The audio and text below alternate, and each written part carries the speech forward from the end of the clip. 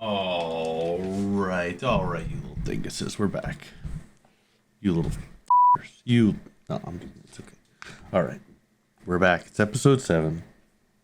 We've got this guy Dipset, who's just another one of the many people that made everything possible and has been here for 20 years in this scene more than I have. Like every time I turn a corner, it seems there's a person who, like, without whom none of this would have happened, and has done more for this than you could possibly imagine. Like, has been involved in more more OT projects and more features, knows more people. These people all we owe all of them like gratitude and thanks. Because so much of the work is without thanks and without pay and without really sane reason, to be honest. But that's why we like them. They get out there. So we got Dipset. His server that he's coming out with, I think he said he just got a beta going, is it's called tibiasucks.com. He's very much into the Tibia 7.4 thing. He's super keen on what we're doing with Tibia 6. Like everyone, has nothing but nice things to say about every project, and like is grateful. He did a lot of legwork keeping this conversation going, because today, honestly, my mind's in cloud nine. But he is a very interesting person, and I hope you really enjoy listening to him, because he has been not only a player but a developer throughout basically all of the history of OT. So enjoy.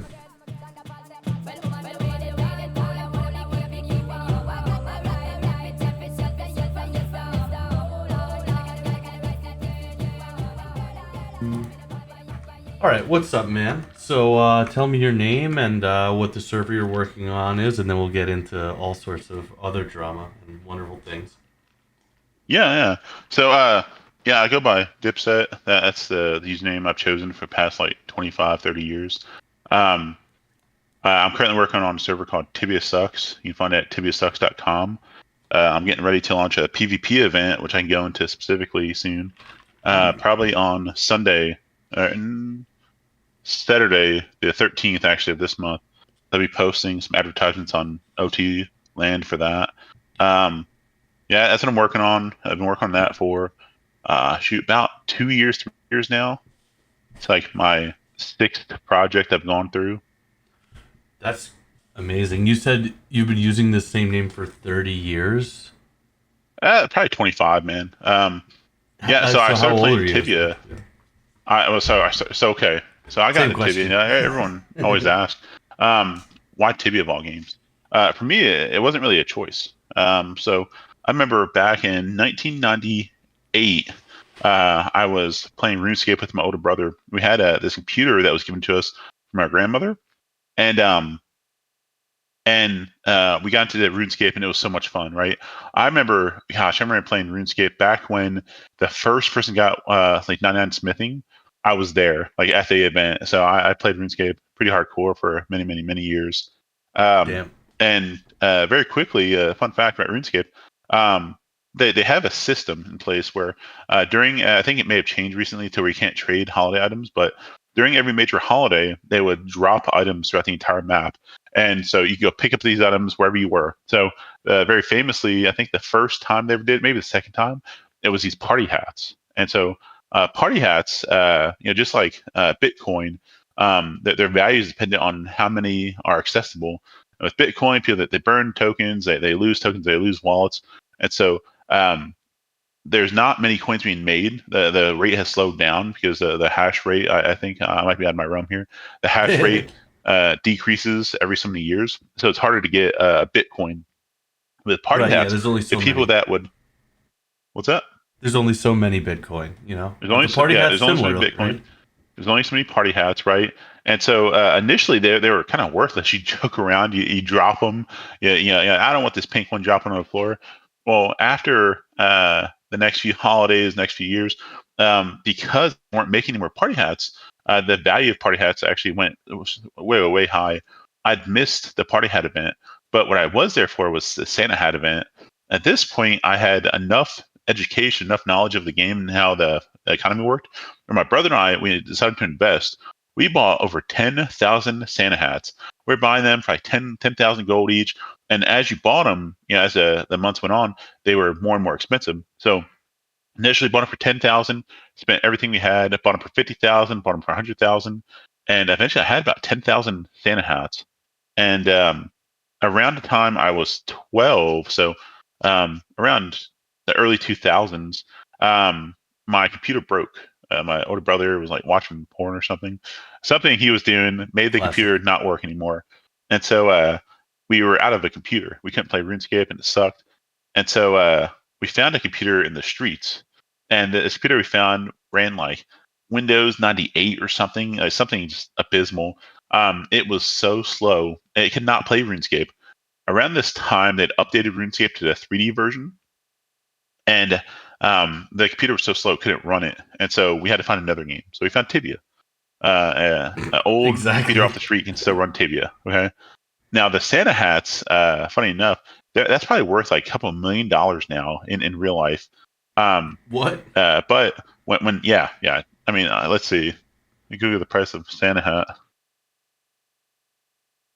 So, right now, 4.1 billion gold each. Okay, I don't know how much gold is worth, but I imagine 10,000 times 4.1 billion is a pretty good price, right? When I was about 14, we grew up really poor. And so when I was 14, I was selling my items to a friend of mine at school who had just gotten into RuneScape. So we'd go to the local library because my computer could not run the game. I'd log into my character. I'd sell him like 5 Santa hats or 5 million gold or whatever it was, and he paid me like $20, right? And I was like, hell yeah, I'm making money off this. And this guy, he saw me type into my account number and my name and password, and he hacked the character. He stole everything. Classic. And yeah, so from a library computer, he stole everything. So I beat him up in school, but all the stuff was gone, and I've still kept my stuff in the butt because it looks like Santa hats are $176 each right now. That's the going price. Wow. So I had, I think, 12 or 13,000. So say 10,000 times $177, $1.7 million, dude. Yeah. But anyway, so that's how I got into Tibia. My computer just wasn't fast enough to play RuneScape. I've been playing Tibia since the early 2000s, so over 20 years. So. Damn. All that Santa hat just to wind you up in Tibia when they went 3D. Yeah, it's funny how, like, I don't know, I did buy a decent PC like 6 years ago, but I feel like the pressure to, it really was a big problem back in the day. It was like you couldn't play anything if you had a garbage PC. Now it seems like you can kind of skirt by. You can, turn the graphic settings down or something, Yeah, back then you didn't have those options. Yeah. I remember when Diablo came out, I knew my computer was not fast enough to run Diablo. We were still using dial-up internet. Anytime anyone would call the house, the computer would crash, or the internet would crash. And this was really a struggle for years and years and years. I became one of the founders of one of the biggest PvP guilds in the entire Tibia community. I'd say we were arguably top 3 strongest guilds ever found on Tibia at the time, and that was the Archangels. The Archangels. The Archangels from Ethera. It's funny. You see this outfit all everywhere. I don't know if you really know what it is. It's called the Outfit of Champions. It's brown hair, black body, black legs, and red shoes. Mm-hmm. Have you seen that outfit? I don't think so. Maybe. I mean, I would have to see it. Yeah. Well, this outfit we started using made really popular, and now there's a lot of teams that use the same outfit because of what we did back in early 2000s. It's really impressive. Here, I'll show you a picture of it, and you can put it up on the screen if you can. But it's called the Outfit of Champions. Brown hair. It's the mage outfit. It's retro mage outfit. Brown hair, black top, black bottoms, and red shoes. And so, back in 2006, I was playing BOTs, Tyrania, these kind of servers, which to the retro players that participate in War, they know these servers well. All the OGs remember BOTs and Tyrania. And back then, my PvP was pretty good, but my internet was disconnected for 30 minutes. It was terrible. And so my team from these PvP OT servers, about 6 or 7 of us, we thought, man, we're really, really good at PvP. But the problem is with MBOTs, you couldn't have a team of more than 3. So at first we had a team of like 3 or 4, and so we'd break up into 2 and 2, and then we had 5, and it was like 3 and 2, and we just kind of avoided each other. It was still cheating, but we were just getting too big, right? Back then we were playing, 18 hours a day, just fighting the entire time we were on. And so our leader, a guy named Boja, he decided to start playing a real Tibia server. And he got like level 30. And he goes, "Hey guys, like we can fucking roll these people." We were fighting like a level like 150 knights and stuff. And he was like, "Man, these guys, they suck." Like they're just for our like strictly PvP team. All we needed was a few characters, and we could trap and kill any of these people. And so we had about 6 or 7 people that went, and towards the end, probably 8 or 9 or even 10 people came to Mathera. We all leveled in secret, right? We all kept to ourselves. We got about level 40 or 50. Again, like 10 mages level 40 or 50, and we wrecked havoc. There's a bunch of videos. If you Google Archangels Mathera, you can see videos of my team. 10 level 40, 50 people, mages, just destroying these like teams of level 100s and 150s. And it was just straight PvP back then. It was pretty awesome. Yeah, So I did that for a couple of years, and then I took a long break when I went, did real life stuff. yeah, the wars back in the day were much different. I've seen some recent videos, and it's like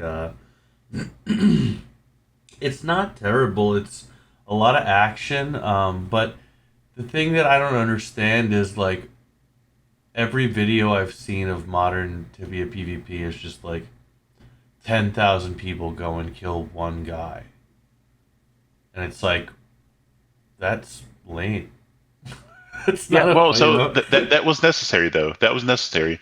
So I don't know, when did you start playing Tibia in 6.0, but you didn't play any of the modern Tibia servers? Like, did you play 8.0?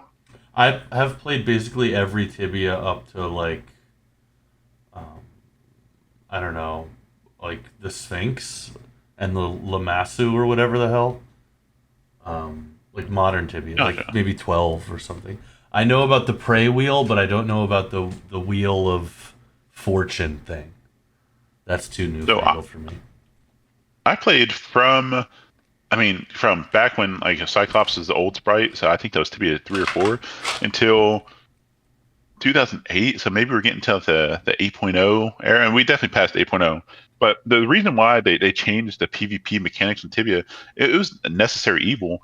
Around 2008, I think there was a guild from Amera that was banned for power abusing, and this made like TibiaNews.net and all these other like Tibia fan sites. They posted on Tibia.com about this. There's a huge thread saying like, they didn't ban them for any one specific thing. Power abusing was not against the rules. They banned them just because they were acting like shitheads.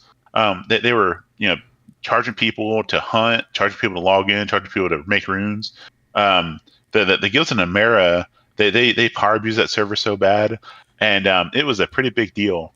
Well, what did not hit the Tibia website was our guild leader was banned as well for the same thing, because we took this very live, very nice and peaceful server in Mathera, and we destroyed it. We power abused.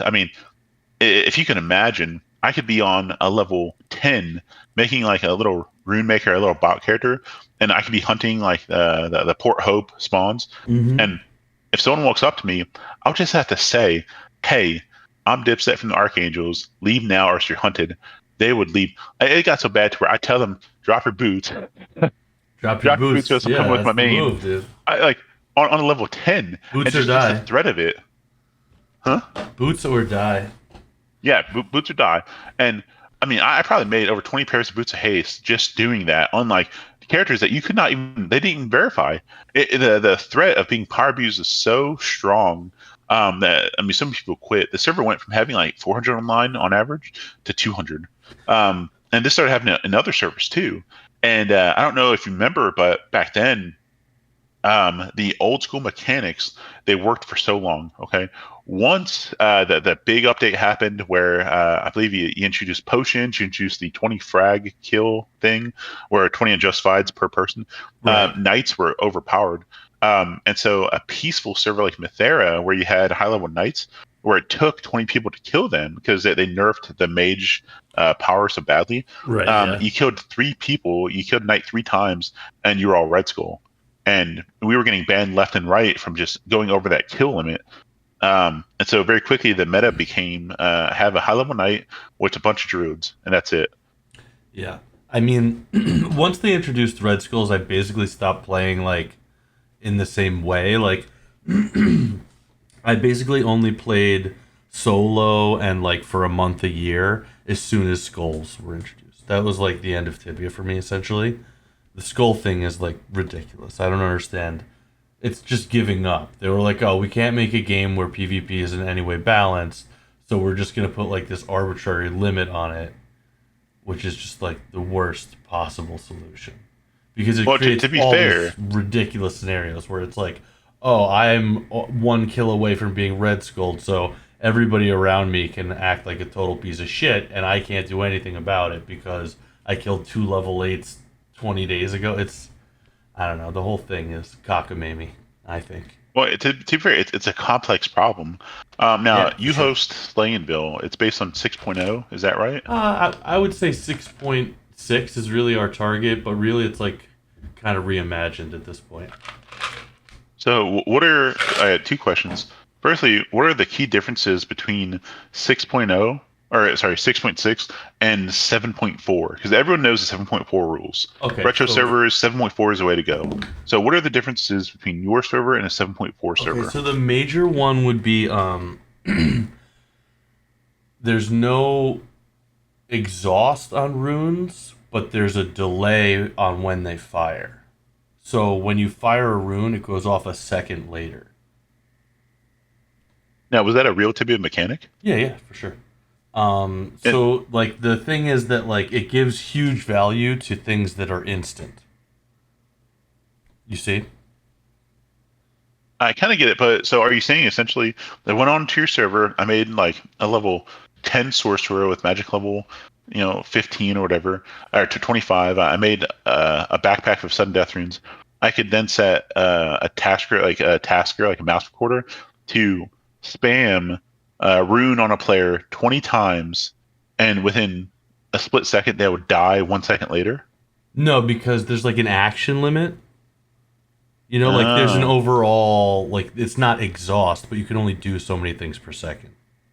You and so know, is it a 100 millisecond delay? well, it's 200 right now. So then you could use 5 runes You could if in you one could, second. but you have to aim them.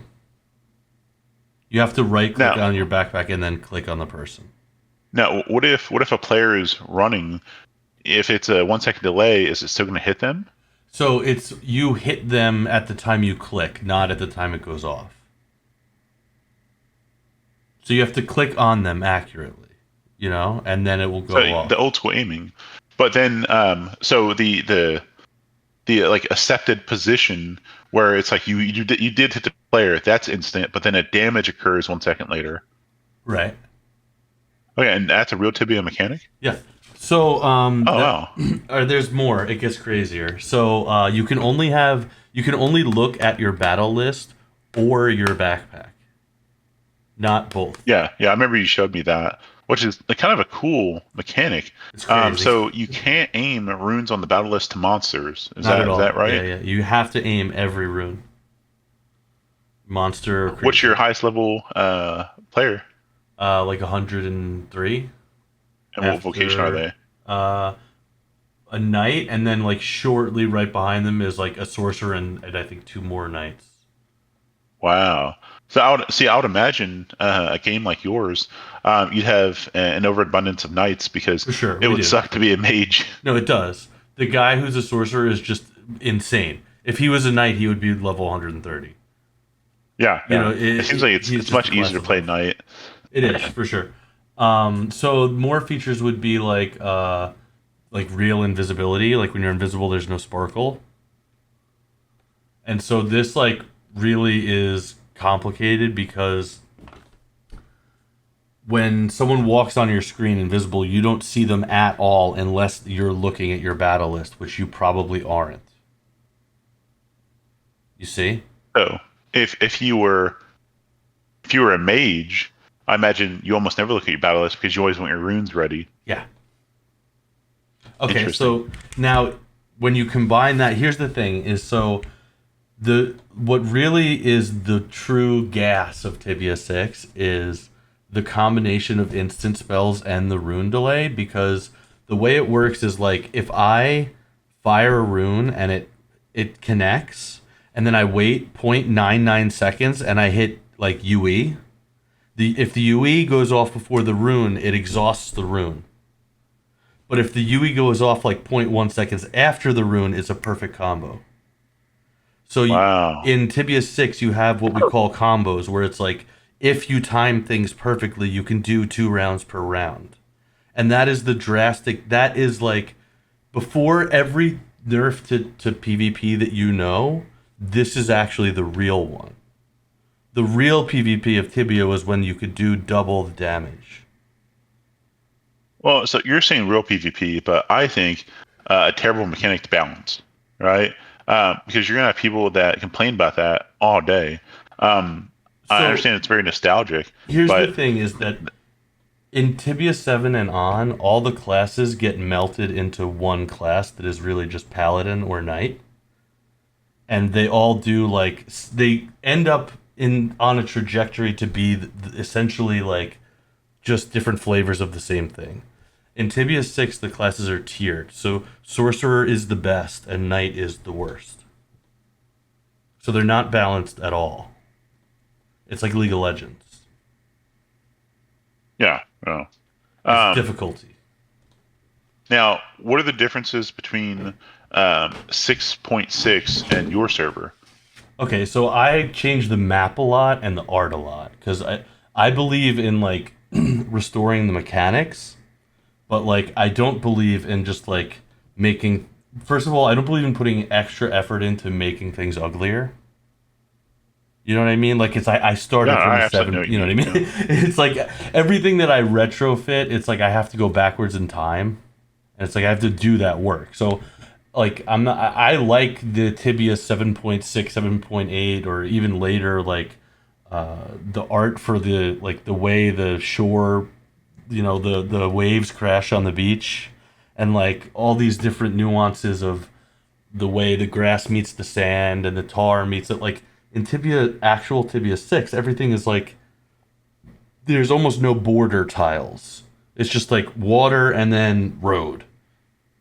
There's no half water, half road tiles for Yeah. many scenarios. But so I like the kind of newer environments, but then the spirit of the old shit. So like in Tibia 6, you can basically lure almost any creature to almost anywhere, excluding basically Warlock, Behemoth, and Demon. And they go through tremendous effort of editing the map over time, where they like essentially put all these things into the map to make it so you can't do that. And so I took all those things out. So those are great points for why you went with 6.6. Some of that does interest me, um, but as you were saying, you're not going to put an extra effort to make something worse, right? And so with that, I can't help but think of that double damage mechanic as a bug, a terribly imbalanced bug. Because if I was able to shoot an SD and a UE at the same time, I Exactly. could one hit pretty much any mage on the game as long as we're the same level, right? See, do you see how now you've completely actually it balances itself because you are a mage and now you have that weakness. Yeah, I could see it, and I think, I mean, obviously you're doing something right because you got a bunch of players on, and your Discord's always going off with players just loving your server.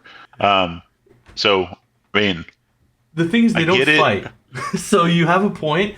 Like they all it's different though because like Slaynville is like All right, so modern Tibia is like the feudal world where like everybody is constantly at war because everybody is so fucking weak. But Slaynville is like the modern world where everybody has nuclear weapons. So nobody fights. You Yeah, see? I can understand where you're coming from. And taking that mentality, that's actually why I chose 7.4. Something fairly similar. So in Slaynville, I feel like you're you're like walking across a slippery log. I mean, there's so much to consider. I don't know how Yeah. you do it as a developer. From a gamer perspective, sounds super cool. No one else is doing it. There's no other 6.6 server out there right now. No one else with the same mechanics you have. So from that perspective, super cool. Okay? It seems like you're taking some of the optimizations of the OT client, the Oh yeah. OTCP8, which is much better than just 6.6 client, I imagine. Oh yeah. Um, and you're not limited by the 6.6 engine at all. Are you familiar with the Violet project? No. What is that? So the Violet project is a project started by Ez or EZZZ. Yeah, yeah. Um, he's gone by a few different names, but EZZZ is the pretty classic one. Um, so the way that came around, I ran a server called Sanctuary Online, and there was some drama. We can talk about that in a little bit, but that server didn't work out. And I realized as my first real project that if I was going to create another engine, I want it to be perfect, right? Like you said, why put more effort into making something worse, right? Right. And so I think that's what a lot of TFS devs do. They go in this roundabout way of fixing something just to make it 10 times worse. Classic one is the parcel mailbox bug from December of 2023 that was patched. I hope everyone listening has already fixed it in their server because it's terrible. Essentially, a player throws a mail or a parcel into a mailbox. It doesn't close the container window, and so then they can go up a container into their depot, and they have access to their depot while they hunt, while they're fighting. They have essentially unlimited capacity. Um, it's a huge bug, and anyone who took a fork of the TFS repo before December of 2023 has that bug in their server unless they fixed it. The current fix for that sucks. There's two different major fixes from Geyser.pl, who's a genius, and the BR OT team. They're both not perfect. They're both admittedly not perfect, and so they're both filled with issues. And so that's just an example of TFS, trying to push forward all these improvements, but breaking things in the meantime. I So had anyway, okay, go on, go on. sorry. So the Violet project, I started back from square one. I took TFS at the time. I was replicating everything that there was to replicate from the 7.7 tarball because I said, hey, I have a standard, a perfect standard. Everything from the 7.7 server should be perfect because that was from real Tibia. And I started to convert all the NPCs and all the quests. And I mean, it was a very, very tedious process, but you have all the code. You just have to convert it, right? You have the code from the quest. You know exactly what every step of every quest should be doing. And so you just have to convert it into the newest TFS standard, Right, which yeah. was possible, right? It's very easy. It's time consuming. Well, so uh, I'm great at Lua. When it comes to C++, I'm not phenomenal, right? Like I can do like basic things. It takes me way way long. I have to look up every single function. I have to figure out what it does. It's a big headache. And so I was working with Ez, and um, we had a deal where he created the real Tibia spell system. And so what that means is all the OTs at the time, you had to put the entire spell Uteniger in her. You couldn't do quotation marks. You couldn't add your phrase at the end. You couldn't break up the words. Mm-hmm. And so I said, hey, that sucks. Like I want the old feeling of making every spell custom to yourself. And Mm-hmm. so he introduced all the classic spells, all the classic spell formulas, the ability to say, for example, Exura Vita, say X, the prefix, and Ura, and then Vita, right? So you can break up any words that are written in 5 characters into a prefix and a suffix. And so he introduced that. He made that merge and worked great. Then I was like, hey man, like I kind of want like the old monster AI from 7.7. Like, the TFS monster AI sucks. You can cheat the system. There's some servers You walk south 2 squares, you shoot an explosion rune, you walk back up north 2 squares. The monster never sees you. It's a free experience, right? So you find the big boss monster like the Orchard Ball. You do this for like 30 minutes and kill it solo. So there's bugs to be abused on almost every variation of the current TFS there is. So Ease, as he goes, yeah, sure, I'll do that, man. So he does it, right? He implements it, and now I have the 7.7 spell system, 7.7 monster system. I'm like, dude, I want the NPCs. Yeah, okay, can you convert all the NPCs to TFS? He goes, yeah, no problem. So he spends a few weeks. He does that. We test it, and we found that instead of converting the NPCs, it was easier to just write a script reader to interpret the NPC files from the 7.7 tarball and to take the actual quest and all the conversations and all the unique things like the help from every NPC and just make it to where my server could read that. Right. Yeah. So I'm like, hell yeah, dude. Now I have perfect monster. Well, at the time I thought perfect monster AI, perfect spell system. I have perfect NPCs. All the quests are coded 1-for-1 from the real Tibia Tarball. I mean, this is like getting to be a Tarball replacement, aka a Tibiantis killer, is what some people called it. And he's not a rich guy. You know, he's from a pretty impoverished country, and this is like pretty public knowledge. And so he was at the time, he's a brilliant programmer, he's a brilliant coder, and at the time he was always struggling to get through the next few months. And so I go, dude, how about this? Why don't you just take the jobs you've done for me? You take the spell pack, you take the NPC support, you take the monster AI, you take that and you put it into TFS. You finish out any missing little things, any missing little bugs, any missing parts of the tarball. You convert it to TFS because he knows C++ very, very, very well. And you sell that. I want you to take the work you've done for me, the work that we've worked on together. I want you to package it into TFS and sell it to people. And he fought me for a while. He was like, I don't know, man. Like it's a big pain in the butt. It'll take a long time. I said, dude, people will pay for this. And so he did. And he made the Violet project, which there is a Tarball 7.7. Are you familiar with that story? Yeah. The theft of the tarball. Yeah. And so Ez was actually one of the first people to get copies of the Tarball way before it was ever public. And he actually he made Nostalrius, which is, I mean, even now, still a lot of people use Nostalrius. It's a TFS 1.2 kind of conversion from the Tarball. It's a weird merge. Not the best, but it does support the original items.back, I believe is the file name. It supports a lot of other Tarball files like the NPCs and all that. And a lot of people, they still use it, even at nostalrius.com.br, Yeah, which is one of the biggest of OT stuff I servers. have. My whole project is kind of like a Frankenstein that started from the Kiro downgrade, but a lot of my Lua files are from the Nostalrius. Like, I have such a mess. You know how there's the rev script shit where like things can register themselves in Lua and Yes, sort of dude, create I love it. themselves, and then there's the sort of non-rev script system. I just have like both. So that's kind of where I was, my first server, right? Where it was just a big amalgamation bubblegum pile of shit. And it worked, right? If it works, it works.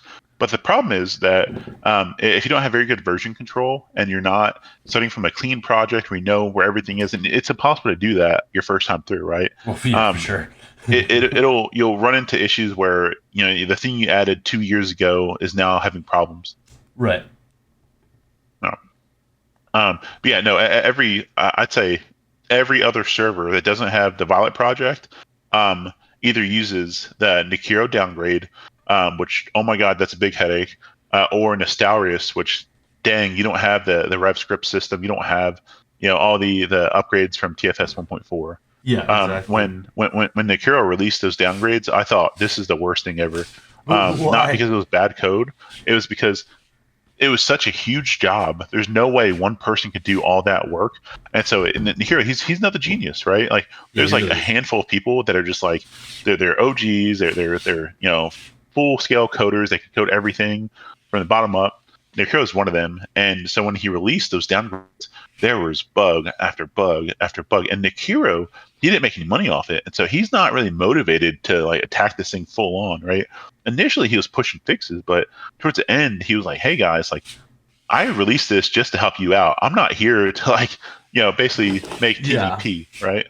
No. Exactly. Yeah, I mean the thing about Nekiro's system is that I don't know what time period you're talking about, but even when I got it, which was February, late February or early February, just the sources are solid. Everything else is like, I think, an afterthought in the entire repo. I don't even remember if there is a data pack in that fucking repo. I remember, I think you spawn it comes with like a tiny, it doesn't have a real world even. It's just like a room with a rot worm. Yeah, and I mean, he didn't make it to be like, a plug and play server to where you had a full data pack. He made it to basically replace just the TFS portion, which even the TFS map is very, very limited. It's not meant to be like the end all be all of servers. It's just meant to be something you can use to get started. And so yeah, when they like, so I remember when he first released it. This is probably 2 or 3 years ago, and every thread on OT Land was, I use Nekiro downgrade, this is the bug. I use Nekiro downgrade, this is the bug. And the problem is, he released very high level content, which you have to be him to really understand all of his code. And you had a bunch of testers who had no idea what they were doing, using different versions of his downgrade, who were using bugs that were patched months ago, that were just working on their project slowly and did not keep up with the main repo. And so it was just, I was very against it because he's not capable of fully supporting it. He basically took on the job of the entire TFS community with his specific downgrade, and he never had any intentions of doing anything other than maintaining it to be up to date with the latest TFS. Yeah, I mean, it's a little crazy. I mean, luckily nobody's going to want to play slaynville because that's also open sourced. I mean, not really, but kind of like. Basically, like, I have an open source replica, sort of, that is mostly I just update the source changes, but now I don't update it anymore. And so essentially, you're giving people access to the 6.6 TFS engine, but you're not supporting it with a data pack or anything, and you've since then stopped updating your source code as well? So I support it with the data pack up until the point where like my shit is getting really custom, has nothing to do with emulating Tibia 6, and also like there's a lot of like secret map things that I put in from Tibia 6 that it doesn't make sense to open source. And then the same thing with all the quests. It's like there's a baseline there, but you know what I mean? Like I'm not going to give everybody the answer to every quest. That would be counterproductive. So I just sort of kept the sources up to date until now. I'm like off the reservation with the sources because the changes I'm making are not related to fixing, making it like Tibia 6 anymore.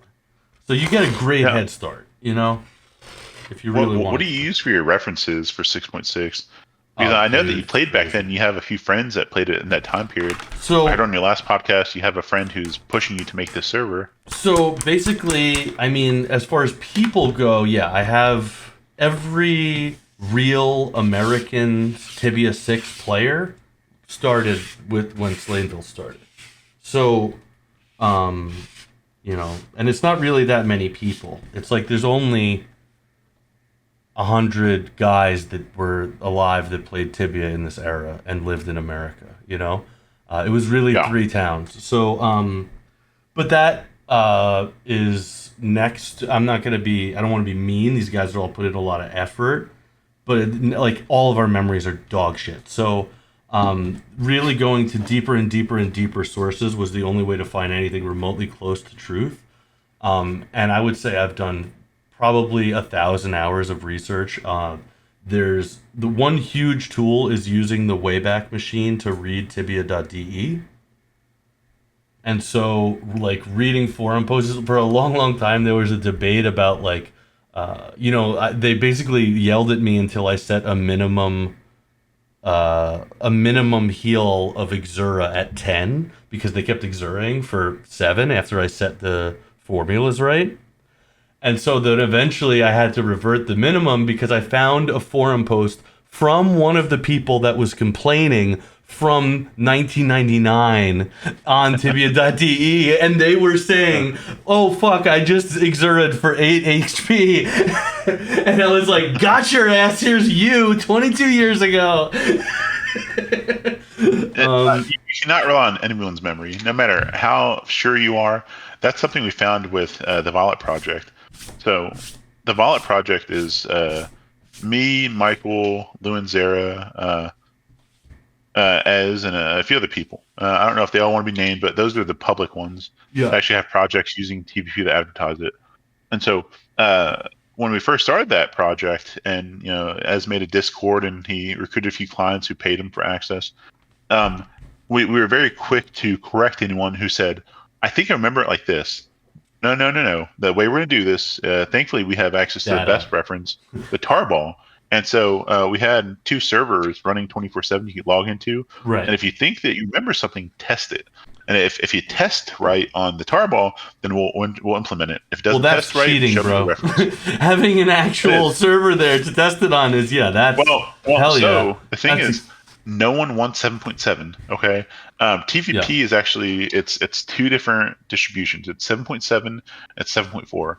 Not a single person uses 7.7. There are some discrete changes between 7.4 and 7.7, and some major changes like the wand system and mana and things like that. Mm-hmm. But no one wants that. They all want 7.4. So the problem is we have a great reference for 7.7, right? There's no reference for 7.4. So we kind of went through the same system, except instead of having less than 100 people we could reference, there's a huge community of 7.4 fanatics. And they were very, very quick to correct anything. And we also had other references like Tibiantis is a great reference. Kay runs that project, and Kay's brilliant.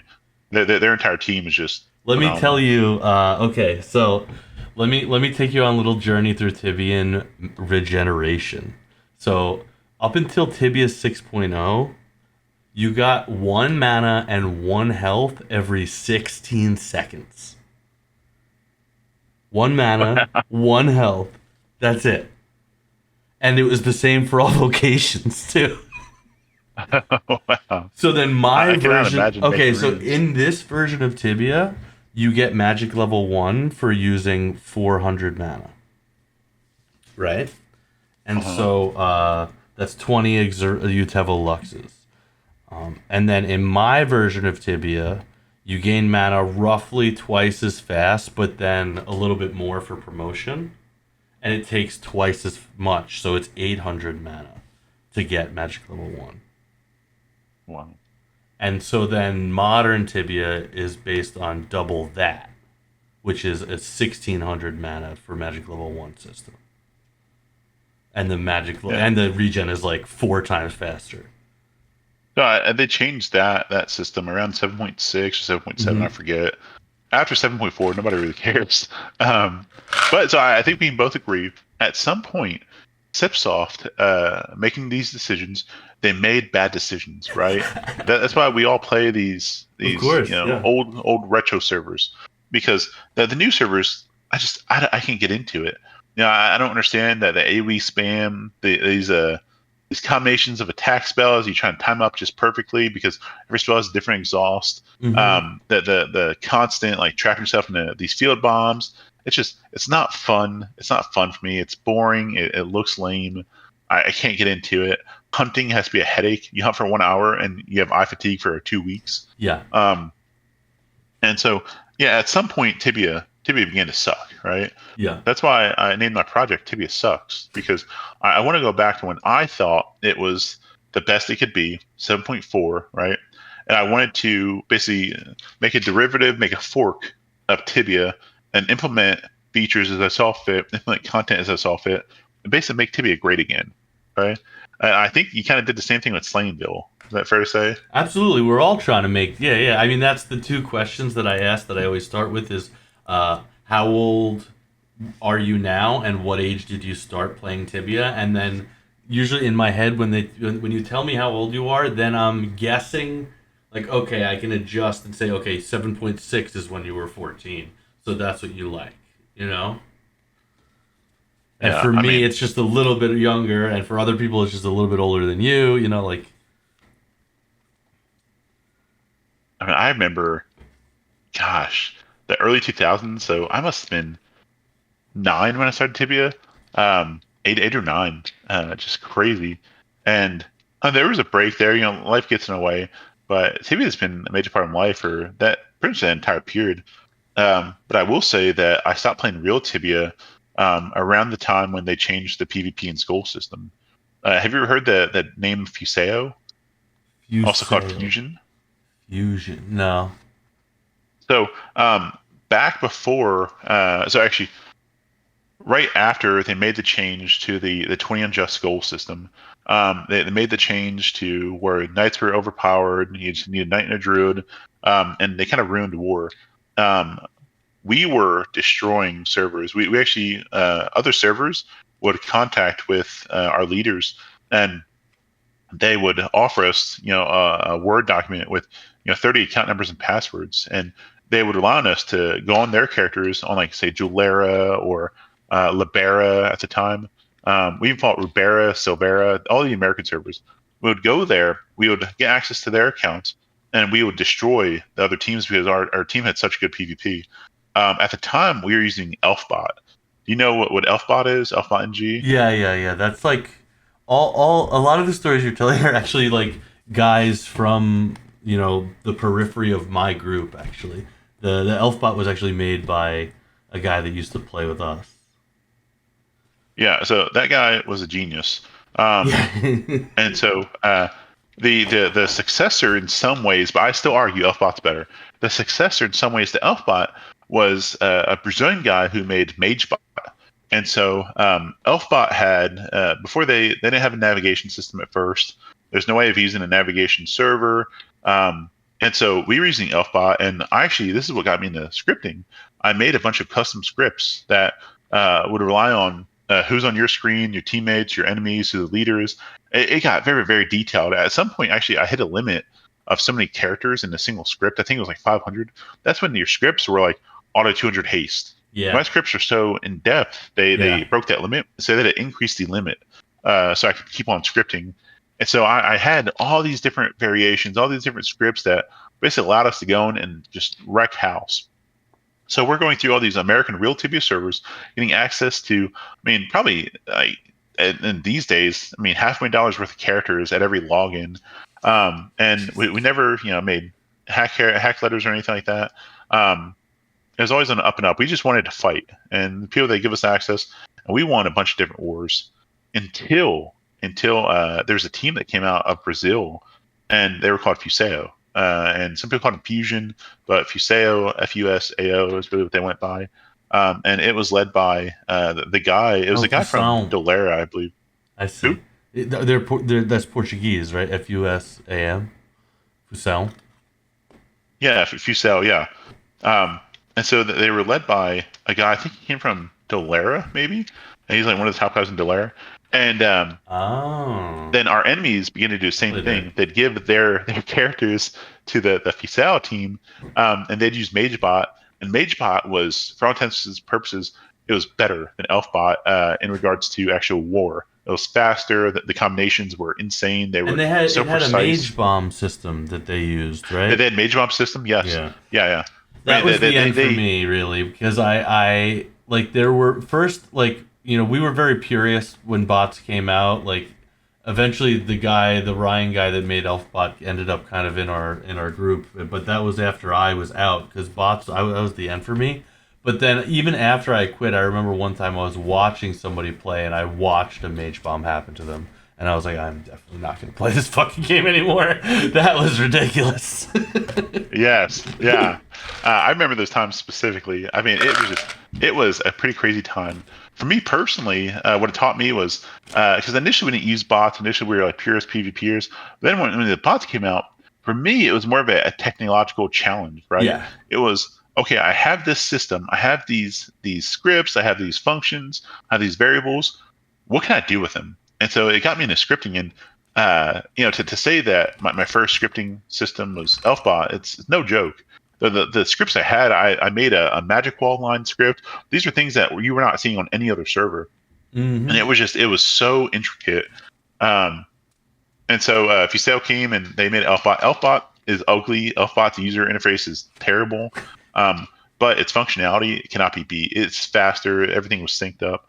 Um, but so that was the whole story with bots. And now with OTCV8, I mean, people come out with pixel bots. Do you know what pixelbot is? Yeah, yeah.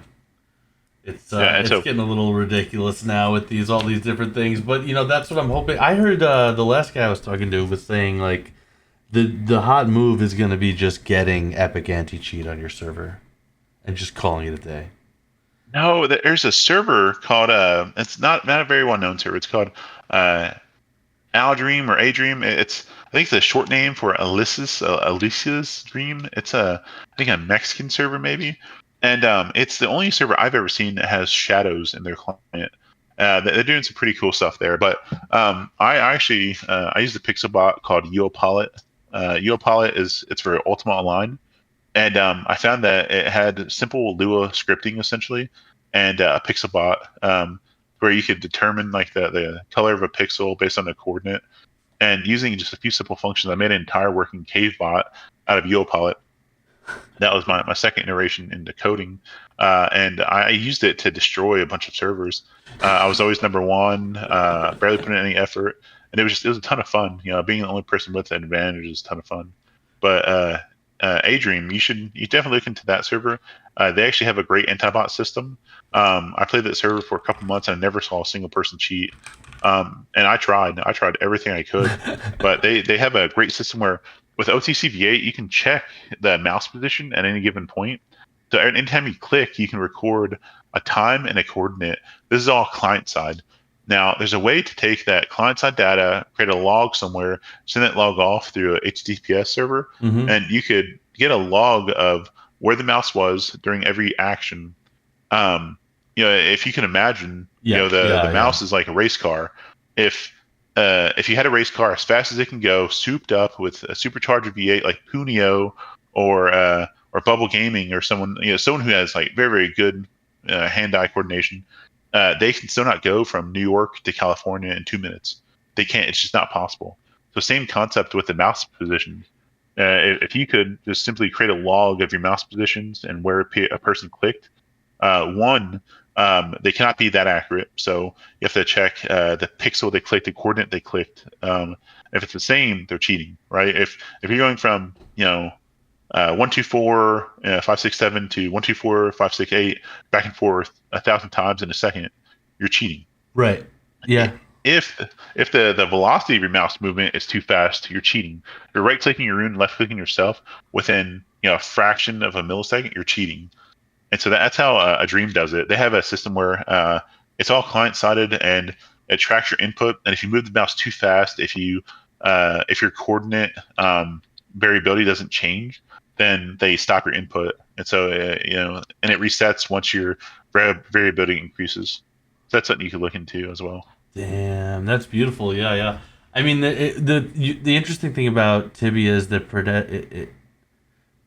everything you just said would be less accurate and less true in every other game. Like, but because of all sorts of unique things about Tibia, you actually can measure all those things. Like in a first person shooter, like all of the things you said about being too accurate would be really hard to detect.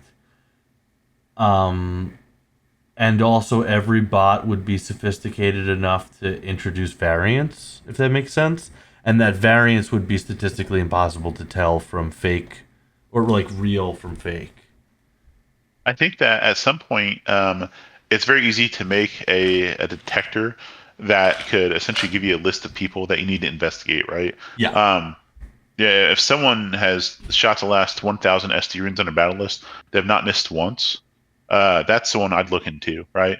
I would never trust an anti-bot system, client side or server side, 100% to ban players. However, if you could cut through the fuzz and just give me a list of 10 players that I need to go investigate, I can watch them. There's currently a spectator system by Own. I don't know if you've seen that, OEN44. Yeah, He has 0-44. GM I just asked him tools. to come on the podcast. And he said no.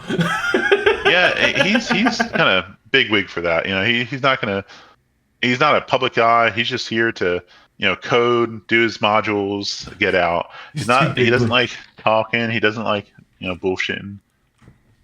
But he's been around for a couple. He's not even a Tibia player. You know that? No, that's interesting. Yeah, he's just like a really really smart coder. But he actually he co-runs RevoTees. Have you ever heard of that? Oh yeah. Well, that's like So that's like he's Rev scripts, right? that's who? That's like Rev scripts, right? It's the same No, group? no, it's a OT server, RevoTees. Yeah, I just thought that they were Um, related, but I guess not. Anyway. no, I don't think they are. But he owns that server. He doesn't make much money. I don't think he makes any money off it. But he's in like the Tibia community just to sell modules essentially. And he sells good modules. Yeah. Before him, there was no one selling modules. Now you have like high scores and party and guild and all this other stuff. Yeah. That is the part where like I'm able to look at this open source project and really just sit in amazement at like the level of depth. Like you could make a strong argument that like this is better and more well maintained than GIMP. Like this is one of the largest and most expansive projects I've ever seen to just work across the board. Like, I mean, I probably have a little bit better time with it than most people because I have a lot of experience with software, but there's just like 19 different open source softwares that all work in flawless unison with each other and are made by different people. It's remarkable to me. I can't even get 7 dudes to make a Unity game together and not have it fucking fall to pieces instantly. Well, do you think it's fair to call TFS? No, I should say, do you think it's fair to call the OT community open source in general? Do you think it's fair to say that TFS truly is open source? I mean, I got all this software from other people. Yeah, Yeah. I think I run into the term open source because it doesn't just mean that you can access the source code openly, right? Oh, right. I mean, An sure, open yeah. source community is essentially a community that like helps each other, that's friendly, that is willing to learn from each other. And I feel as though the TFS is really used as something to pad most people's CVs. That they use it to say like, oh, I have so many commits in this huge project. But I don't see much quality code going into it. I think there's a forever increasing issue list. PRs are ignored wholly. Yeah, my Um, pull request, nobody merges it. I'm salty. yeah, yeah. I mean, there have been fixes that have sat in a pull request for months, and they're game breaking issues. I told you I saw Geyser patch this mailbox bug, and one of the comments was, "Hey, dude, the OT team, OT Serve BR, they fixed it like months ago." And Geyser goes, "Well, I don't look at OT Serve BR, right? Like, oh, it's strictly TFS or nothing." So you have a bug, a known bug. You have a fix, a known fix. You say, no, screw that. I want to make my own fix, which I think at some level, all coders just shit on each other. They rarely Absolutely. ever truly work together. It's always, Well, you could do this better. that's the thing, though, is that this is actually as good as it gets. Trust me. I don't know. I mean, you say that, but go look at lua-functions.cpp. Okay, Like but the file is massive, right? Like, tell me there's not a better way. oh, I see. Okay. Uh, I don't mind the massive C++ files. I find them to be single purpose, but it's a complicated game. What do you have a Unity builds on your engine? Unity builds on my end. What does that mean? Yeah, so there's a thing in Visual Studio where you can essentially compartmentalize. You can break down a bunch of different CPP and header files. You have them compile independently, almost like multi-thread. You can reduce the time it takes to build your TFS to about 30 seconds. and this is very, very easy to add. And it was actually, I think it's added to the main TFS repository. You mean like, Um, well, doesn't C always build every file into an object file independently, and it only rebuilds the ones that changed? I think it depends how you build it. If you're just building it, sure, but if you're rebuilding it from the ground up, then historically it'll go one by one. But now with Right. Unity, it groups them together and it builds huge sources. Oh, I see. I see. Yeah. I always just, you know, only build what changed. Yeah, yeah. So it's a huge improvement, and it's something that should have been done a long time ago.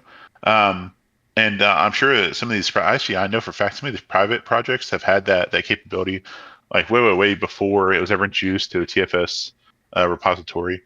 And so to say it's open source, I mean, you get this open source version of TFS, you get this Nikiro downgrade, which yeah, you can say it's open source because it's got a bunch of fixes to it. But in reality, the people that are doing the best stuff with it, like Medivia. When was the last time we saw Medivia really contribute anything to the OTCB8 or the TFS community? They don't. Right. I see what you're Most, saying. Is the people who there's a very one-way relationship with the repository. The repository is being abused by the world, but people yeah, give back into it. You know, I mean, like, what I find to be the most remarkable is that if you put the effort in, if people see you every day getting after it in the OTA Discord, people are insanely helpful. They don't help people who don't help themselves. But if they see that you get after it, people are remarkably helpful. I think that you receive a lot of help, but I'm a little concerned about the quality of the help. I saw the other day, I think you were DDoSed. Is that right? Yeah, that's true. Yeah, yeah. Yeah, and I saw some of the answers that were just like, "Oh, dude, you just do these 10 like top level senior development programming things, and you'll fix it, right?" And is that really helpful? Is it really helpful to say like, "Hey, off the top of my head, this 1 second opinion of your situation, I think you need to do all this complex stuff that I know you can't do, and that should fix it." And even if you did know how to do all that, which if you did, you would have done to begin with, right? No. Um, I don't think that it's really all that helpful to get input from people that aren't willing to, kind of walk you through it step by step. Um, well, I'm really good at taking bits and pieces of what people say and understanding that you're gonna have to do all your own research. Like, and people are not good and not concise, but like, understanding that there's certain technologies that are the industry standard. Like, I'm not by any means a networking expert, nor am I really a DevOps guy. So I don't know all of the like latest tech in this field, and everybody saying the same technology means that that's the best one. When everybody says something, just go to OVH. It's like, okay, well then I have to look into whatever the fuck those three letters mean. Like, No, dude, that's the wrong answer. You should ask Michael for his opinion. And you have that ownership now. Ask Michael what he thinks about you hosting at OVH. He's gonna tell you the first thing he'll say is, "Don't do that. That's a terrible idea." Well, if you got nothing better to do, I guess so. OVH does not protect from DDoS attacks within OVH. Did you know that? I did not know that. Is that a problem? There's no mitigation if the bot servers are coming from OVH servers. There's no way to stop them, and so if you contact OVH about it, they won't do anything. But isn't that Yeah. So what's the counter then? well, so Michael actually had his own hosting service at one point. I think that all of his partitions are full. Um, he wanted a little bit more than what OVH was because obviously OVH is like they're massive, so they can offer cheap prices. But anything that Michael touches, I would have went with. Yeah, that dude, he's awesome. I mean, Yeah, he's a Michael's great been person, so helpful. super smart. Yeah, yeah. So helpful. Such a smart guy. Yeah, I mean, at the end of the day, it's I have a different hosting scenario. I have different goals, and I'm gonna do it a different way. But it's like, you have to be able to look at what the spam that if five people say five different things, you have to look into and research all five of those, and that's fine. It's better than having zero things. But yeah, I mean, people are also like, some people are standoffish. There's one guy that I'm pretty sure the only thing he says is that thumbs up emoji. So there's characters involved too, you know. But Oh, whatever. how long have you been a part of the OTA, I the Open Tibia literally hopped into Academy? this stuff for 5 months. Yeah, man, I know so many people in the community. I joined OTA when it had 20 members. It was I think I connected with a mapper. Um, I'm gonna butcher his name. It says Cirrus, Oh Cwiras. yeah, yeah, yeah. Um, I think it's probably yeah, so Service. I think I saw his map. I saw a map on OT Land that he made. I was like, this guy's legit. He's, I mean, best mapper I've ever seen. I still stand by those words. He's the best mapper in the entire community. Um, and so we were talking, and he invited me to this Discord he was trying to get started up, and it was at the time like 5 or 6 different mappers. From Poland, from Brazil, they were just all shitting on each other all day, and it was so hilarious. I'd go in there, and we would just laugh for 6, 7 hours, and they'd have mapping, like mapping competitions, and it was just such a great time. And I was part of a Open Tibia Academy until it got to about 600 members. At the time, I was like actively trying to recruit more people. Since it was at like, I mean, even 20, I was always bringing people into there. Right, I brought Akiro and Owen and Ease and all these other people. I was just constantly bringing new people there, like influential people in the community, because OT land for how great they are, and the wealth of information you have access to there, they're so limited. Their moderators are very standoffish. They have no personality. You can't speak to anyone, right? So you get banned there. It's for some nonsense issue, and instead of just saying, "Hey, you made a mistake, don't let it happen again," they ban you for 30 days. I thought that was very unfair. Yeah. And so OT Academy, when it was about 600 members strong, I actually took ownership of it, and I helped grow it to 1,000 members. I did that mainly by recruiting people from outside of the Open Tibia community. I knew once I hit 1,000, it was just going to grow endlessly, right? Um, Yeah. and so I got people from different like other gaming forums. I brought them into check out like the sprites and maps and all that. You can still see that now. Like I think last week there was a guy who came in and was like, "Hey, I'm interested in Tibia. Like I'm a physical therapist," and he thought it was some like physical therapy Discord, and he had no idea what Open Tibia Oh was. what? Yeah. So me and Sirius, we'd go to like these like League of Legends, like World of Warcraft. We go to these Discords, we'd advertise, say, "Hey, if you want a good group of people, come here and check this out." And it worked, and it grew pretty fast. Damn. And then it was going great. I was pushing this concept of teaming up with other Discords and like co-advertising. So like OTCV8, at the time they had like 6,000 members, which they're all fake members, but they're still very active, right? They're the number one resource for OTCV8 information at the time.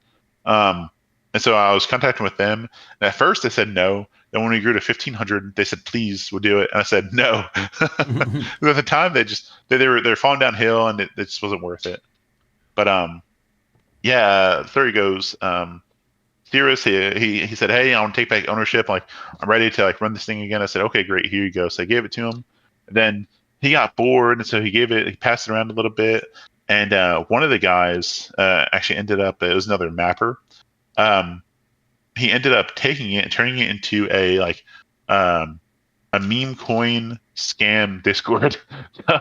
we had like 1,200 members, and he starts advertising all these meme coins and like buy this meme coin, buy this meme coin, and we're like, what the fuck, And so Cirrus and Zbizu, they used a bot to message all the people, said, "Hey, here's a new Discord," and everyone left. They kicked out all the members, and they started a new Discord. Around this time, I was like, dude, like I can't believe all the work I put in. This Discord like just evaporated, and so I didn't believe it. When I came back, it was like 2,000 members. So now it's still going strong.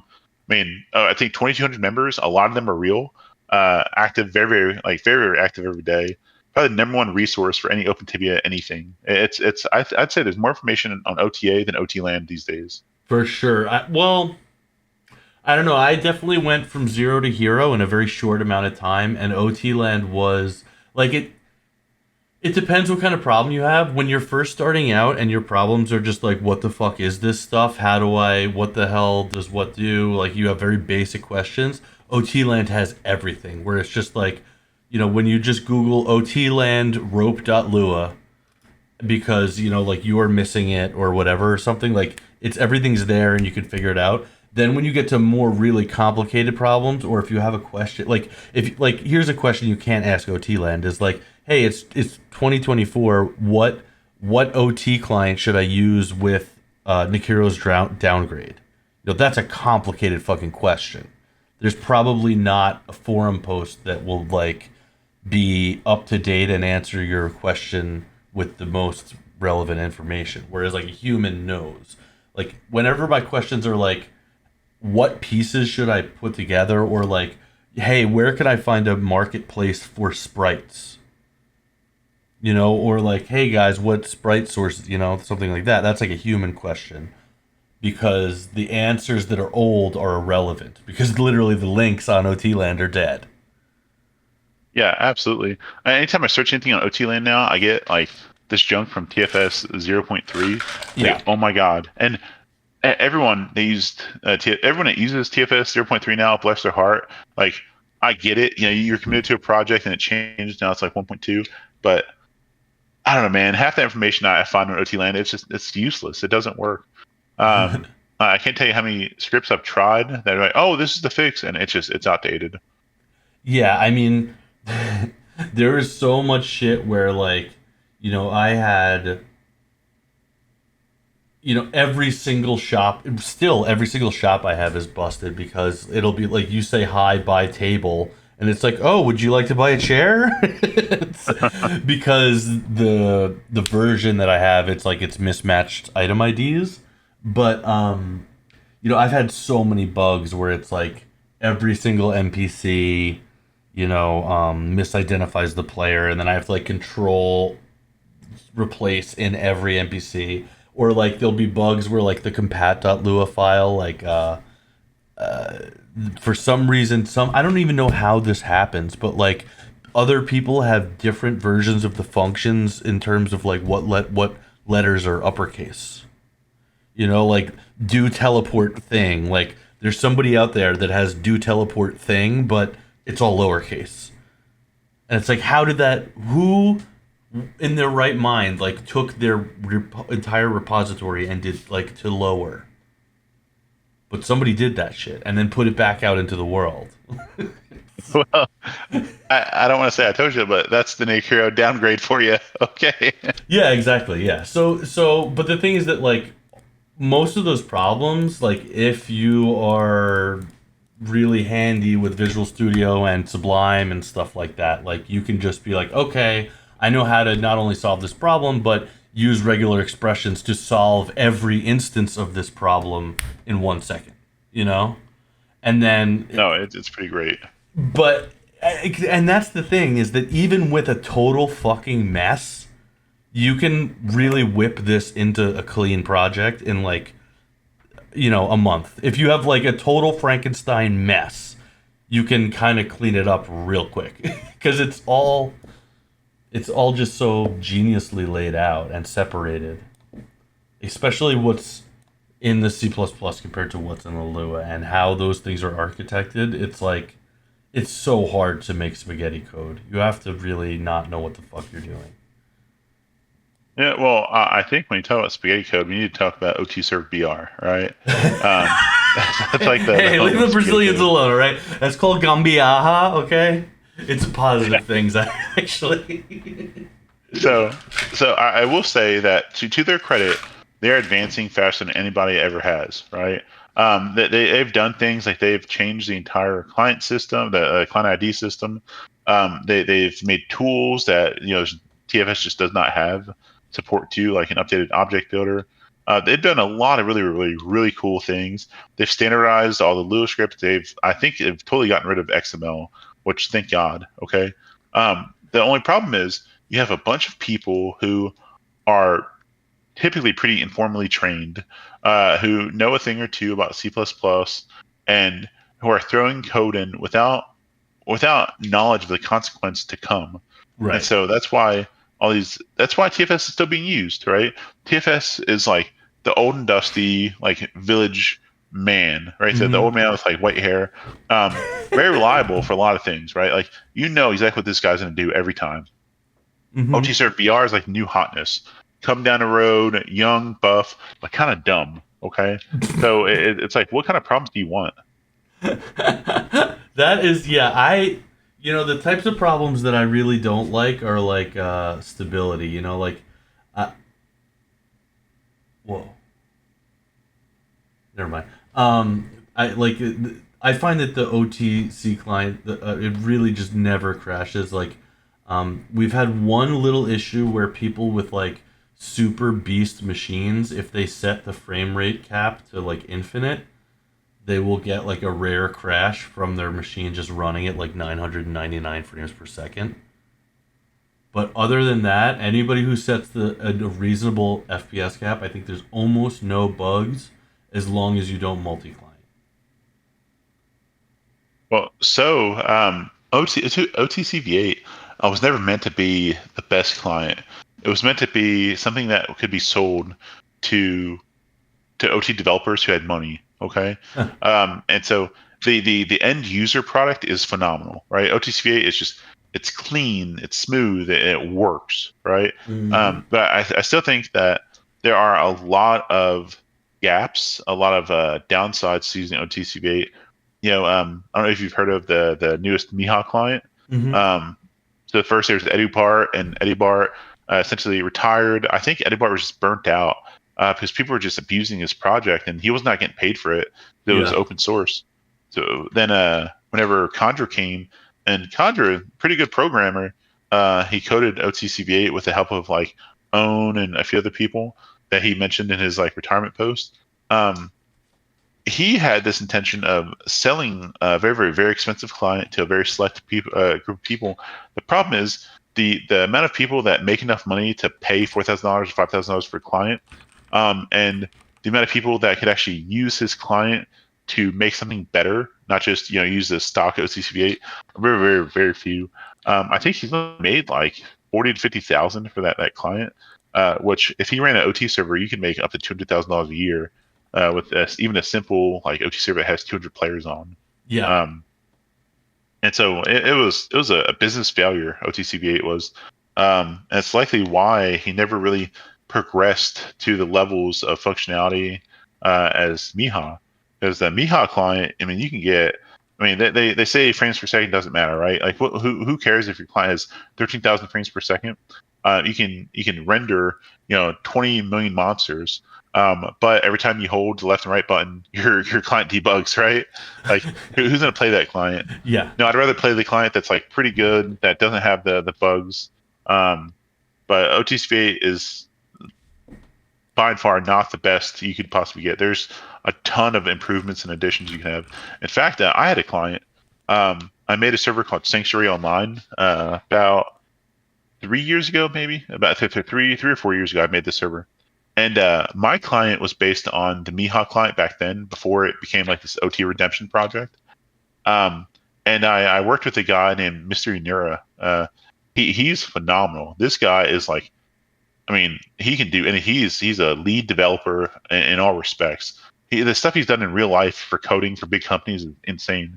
So he made a couple improvements to my client, and I had the smoothest client there was. You could get up to like 6,000 FPS. This is back when the Miha client was at like 1,500. OTCV8 was at like 800. My client was at 6,000. Um, it was Damn. it was just it was amazing. I had the HD sprites, HD minimap. I had all these other improvements to the output system, and I have it sitting in a repository somewhere. Um, and the reason why I stopped going with my client was because OTCV8 had so much more support. You had the built-in updater, the encryption system, which now we know is dog shit. OTCV8 had a bunch of support online. You could just easily get scripts like Lua scripts and put them in. You get modules, throw them in there. Miha didn't have that. Miha was very open source, but um, yeah, OTCV8 is just not the best. It's just the best we got right now. Yeah. I mean, I really have enjoyed all this stuff. Like, it's hard for. I mean, for me, it's like I can't be anything but thankful. There's so much stuff that I agree is just like not great. Like, there's things that are in OTV that I don't understand why. Like, what is the point of having zoom in out as a functionality? You can literally zoom out like one more square. What I the think it's more hell? so for testing because you're getting all that data. You're being sent all that data from the server. Yeah, yeah. So if you want to see what data you're being sent, zoom out is nice. But I don't think that functionality was ever intended to be for the end user, for like the Yeah, player. I think I it's more know. so for administration. It's pretty crazy. Yeah, I mean There's it's a a simple bunch of function, things. and why not, right? If you're sending the data, why not be able to view it? Yeah, I mean that's true. Yeah. What is the other thing? The biggest thing that I find to be ridiculous is the setup of item attributes. Like, there's no reason that all the item attributes can't be just like there should just be items.xml and then it should all be human readable. Items.otb should not exist, and you should just have to copy your items.xml to your Yeah, fucking I had client. the same thought about 4 years ago, and I implemented it into my server. I can actually help you out with that after the podcast. Hell yeah! I Um, mean, one day I'll do that. I don't really. There's. I no, mean, no, like no. It's tonight. actually a huge It's problem. 4 files. Yeah, it's nothing. Really. Um, yeah, it's super easy.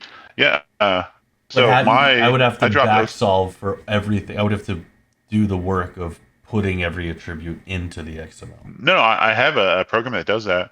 Actually, TVP has an item editor that has that functionality. You just throw in your sprite, OTB, and items.xml, None of and those it work prints for out. my. That's the thing. I know, but none of those softwares work for the versions of stuff that I'm on. I mean, do you Unfortunately, have OTB? the object builder.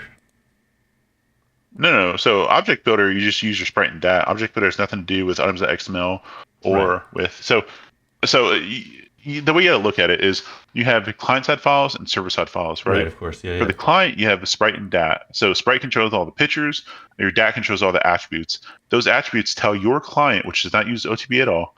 So the dat file tells your client, if you walk into this wall, what should you expect? What action should you expect? You should expect the wall to block you, right? So it has the blocking attribute. Now, if you were to disable that blocking attribute in the client, but that attribute still exists on items.otb, which for all intents and purposes, items.otb is a dat file Right. for the Exactly. server. There should just be one that's for both. You know. So you can't do that because if you have just the sprite file and the items.xml, which has all the attributes for the client and the server, it's the same thing as adjusting your dat file and items.xml. There's going to be a desync issue. So you're going to be walking on, actually back in old Tibia, they did a thing where you could change your sprite file to make, you remove the blocking property from fire fields. So when you're botting, Right. your Yeah. character Yeah. just walk over file fields like they're nothing. What I'm saying is that it should be the same file copy pasted. Is what I mean. It should just be the .dat file should just be on both the client and the server, or the Well, so items.otb should just be on the client and the server. But they but just then have do you two want players systems. having access to all of your data from your items.xml? That's what you're giving them, right? You'd be giving them essentially a server file, which they don't need access to the client ID. They don't need access to a lot of other information from the XML Well, either document. way, they get the exact same information because they're either getting that information in the form of a They don't .dat get the file, item name. or they get it in the The, form of a they don't get .otb. the capacity. Um, it's just one level of protection. It is No, it's kind exactly the of same annoying. because either way, Yeah. they're either getting the .dat or the .otb. Yeah. They're getting the So exact same information in the client either way. they're not getting the exact information. And it's not the correct thing to say because with the items.xml on the server side, you protect your item name, you protect your capacity, you protect a few other things that the description. You protect a few things that you don't necessarily want players getting their hands on. Because if they did Okay, get so their hands on, say if you could just edit the item name and you look at an item and a server says, oh, like this is like a penis, right, like so the items.xml is a third file, but that's also encrypted, so they wouldn't have access to a human readable version of that anyway. But that's not what would have to go into the client. What would have to go into the client would be the items.otb, which is a binary file anyway. It's not human readable. The replacement for the .dat would be the .otb. What I'm so saying you're is that there saying shouldn't be two. That both of them are binary files that contain the item attributes, and there's no real reason for that They should just be the same binary file. You're saying don't get rid of the OTB. Just have tibia.sprite, tibia.otb, and tibia.otb and Exactly. tibia.xml. Or sorry, Yeah. items.xml. And then you could have the items.xml in the client or not, and it could be encrypted or not. I don't think you would need it because the whole point is that the server is going to tell you what those things are called, and it's going to reference the. You know what I mean? You Well, just there need to would be know. advantages to that. You just need to know as a client that item number X has attributes Y. Yeah. So yeah, there definitely be major advantages to that because you'd never have this desync issue. One of the issues you run Right. into when you have readable and editable items.xml is that these items have to have the right attributes. So Yeah. one thing I've done with my server is I took the 7.7 sprite file, 7.7 dat, 7.7 items.xml, and I essentially uh, merged from items 100 to 5089. That's items at 7.7. From 5090 to like 40,000 is tibia.13.x items and sprites and all that.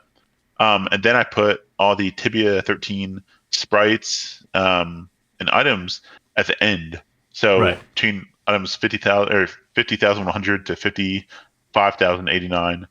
And Damn. so I've merged all the 13.x sprites, all the 13.x items with 7.7. So you Mm-hmm. get the exact realistic sprites from 7.7 with the ability to extend the server and the client all the way to 13.x. Exactly. That's Um, very similar to what I have. I just put in some like much more new uniforms, but or outfits. The fuck uniforms? Outfits, and it's like I'm gonna put in new shit, but still the base is the old shit. It yeah, I think that's really the way to go.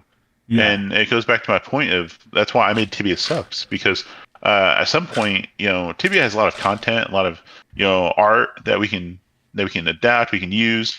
But I think that the way they implemented that art and those assets were incorrect.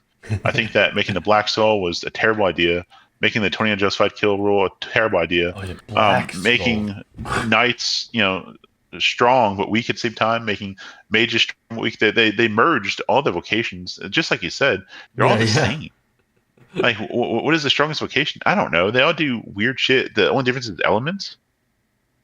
Right, yeah. And the elements is the elements was another thing that lost me. It was when they decided that actually druids were the damage class and sorcerers are, I don't know, the anti-invisible class and the class that can make sudden death runes. Yeah, which you just buy those from the store, so they're not even that.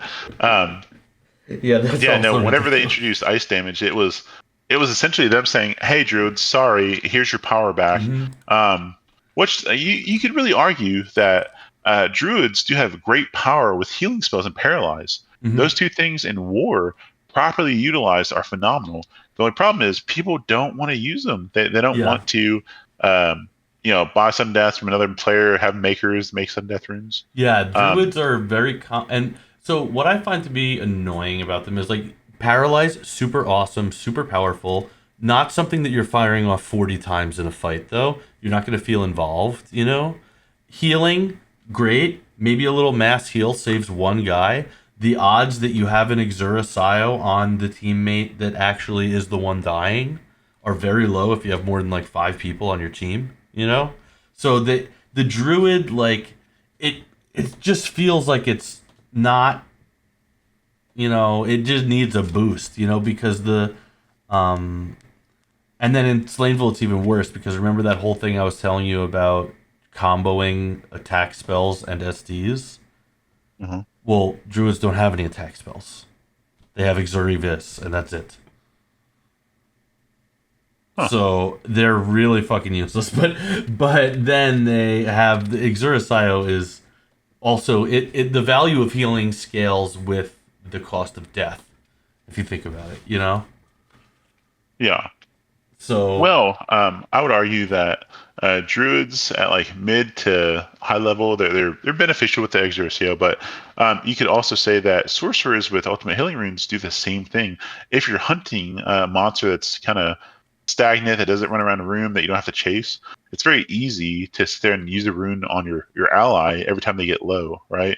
If you don't have a druid, you just get a sorcerer, give them a bunch of UH runes, and it does the same job as a druid. Yeah, Um, actually, uh, even with my druid, that was what we ended up doing. Was so in Slaynville, it's a little trickier because what it's hard to keep track of someone's health and look at the runes. You have to actually communicate in Discord, or you put the runes on the ground, and then you can open your battle list and then use the runes.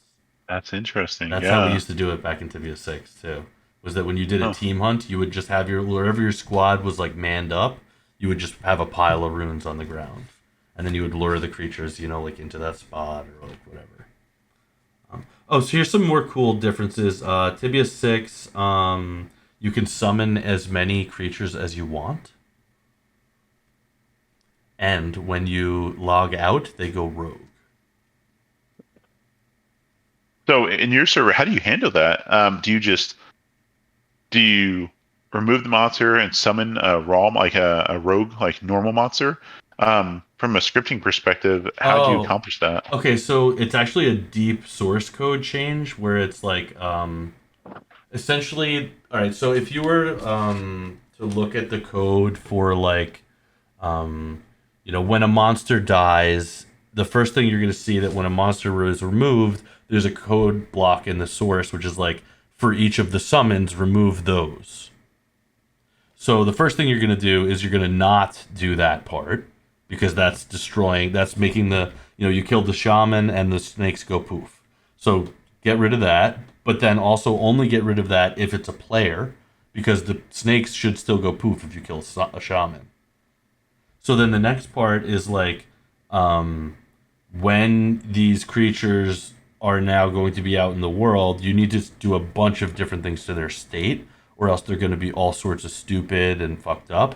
You basically need to set them to like, you need to clear all of their following states and clear their like target lists and whatever they're doing. And you also need to clear their, like, they have a pointer to their summoner, and you have to get rid of that pointer.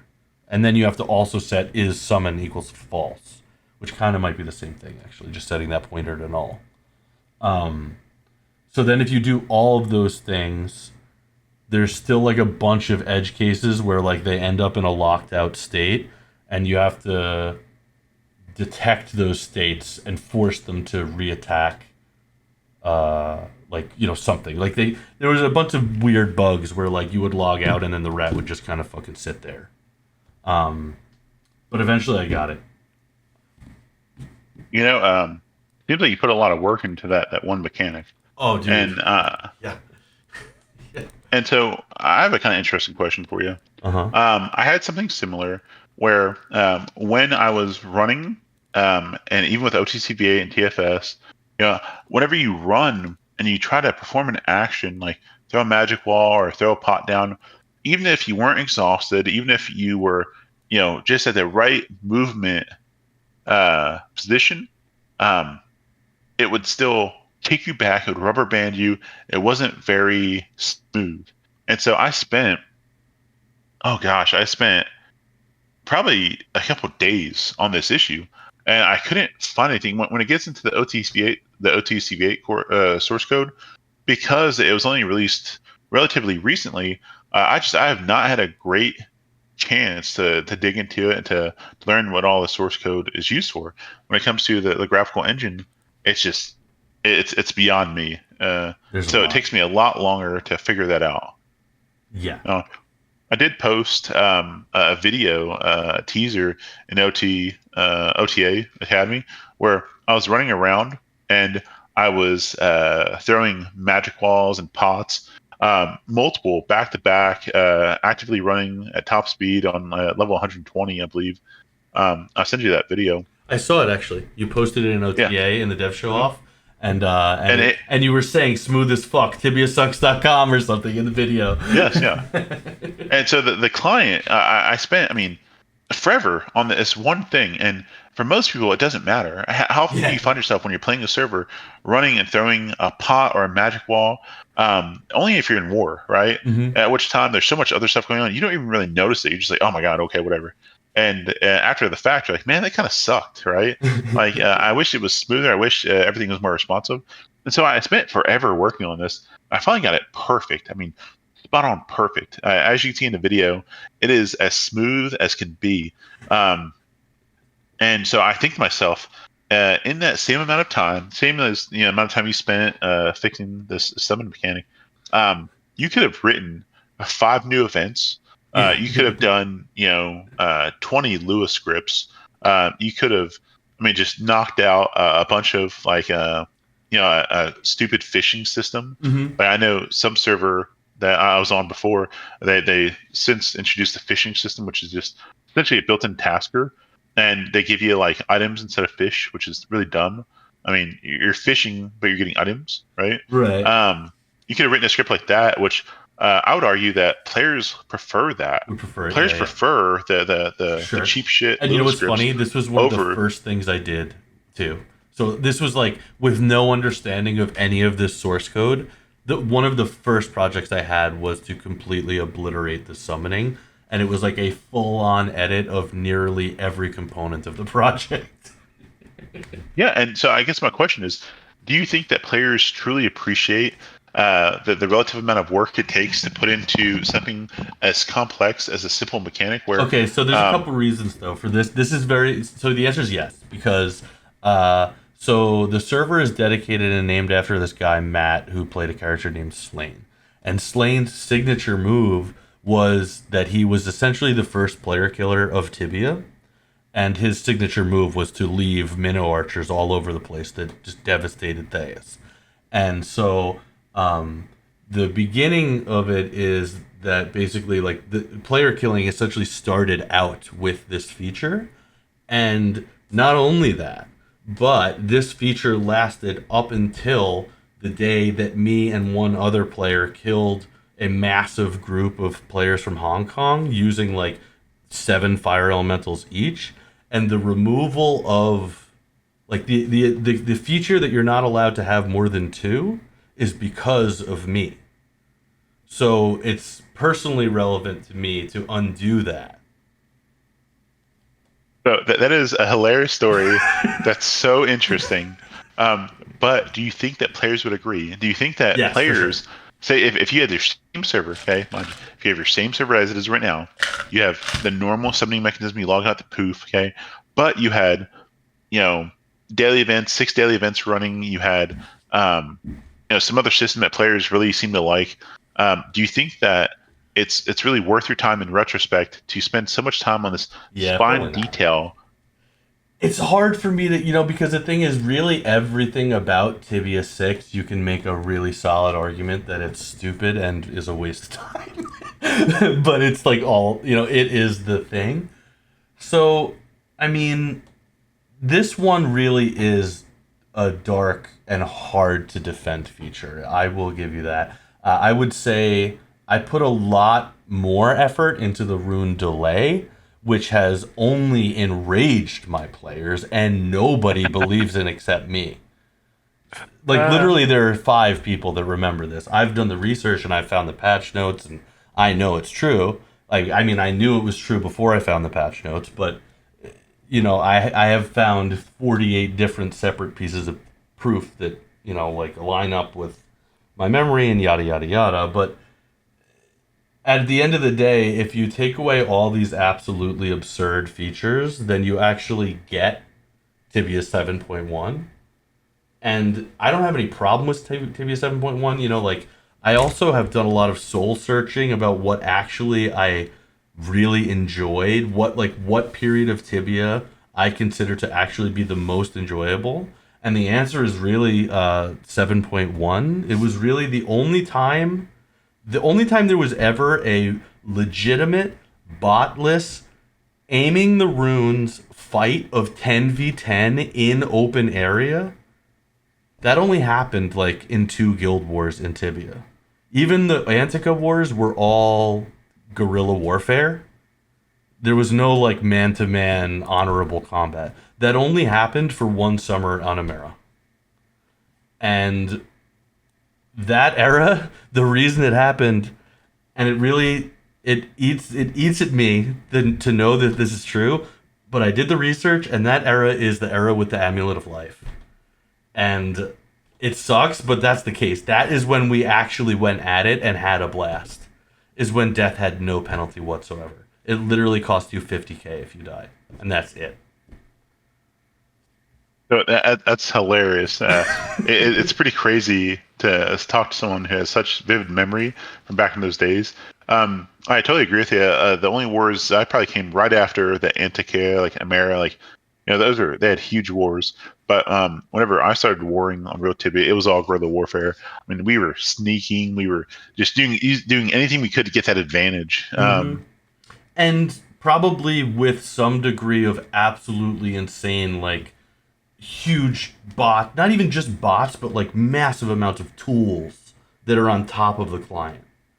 You're already in like modern gaming where it's like you're fucking. I mean, if you think about it, we were like the original Overwolf users, like we were the original people to just start like, fuck that, we're making our own UI. Even in Tibia 6, we had tools long before there were bots. There were tools that actually did what a VIP list does, like really like boring stuff, like telling you who's online in your guild, or you know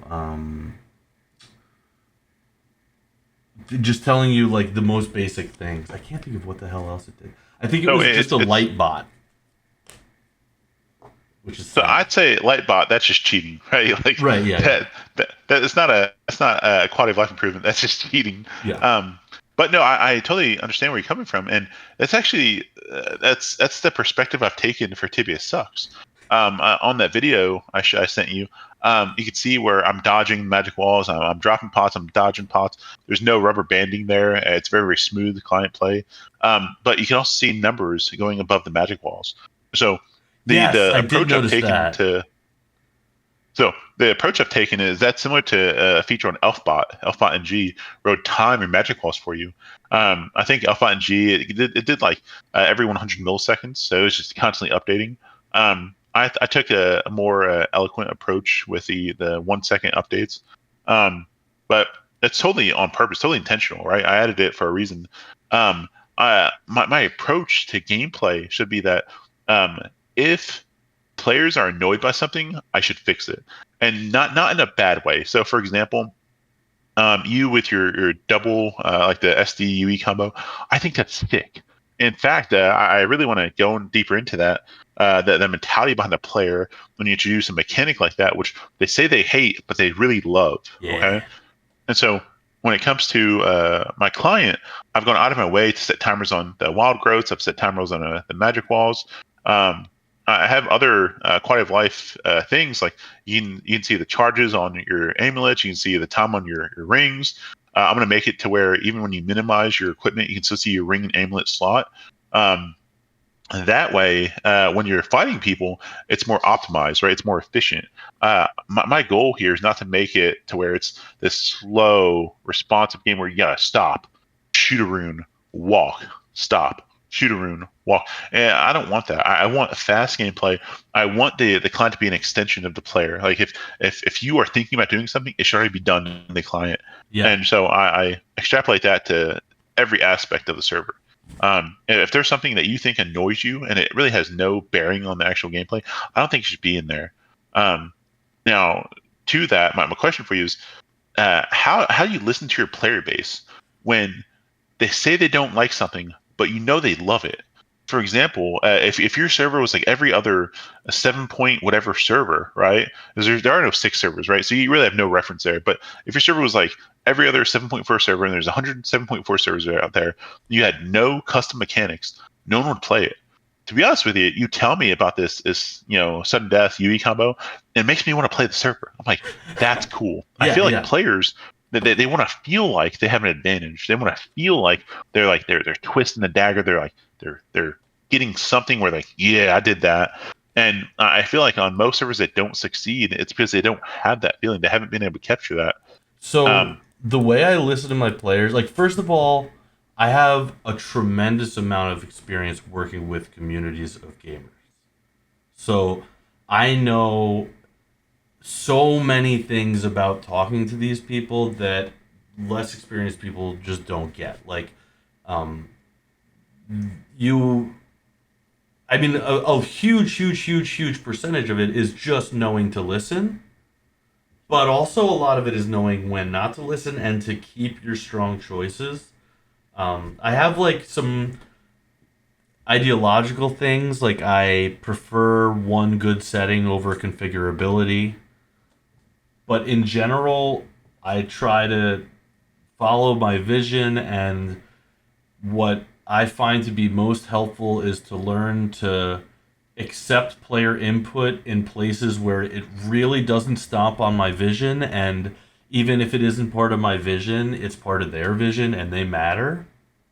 And so finding ways to let them inject their vision, finding when you can accept their input. It's like I said in the last episode, is like every single thing that goes into a poll, if I make that poll, every single one of those options has to be something that I'm willing to do. And so you have to spend a lot of time, because if you manufacture consent for something and then you don't do it, what you're actually doing is manufacturing dissent.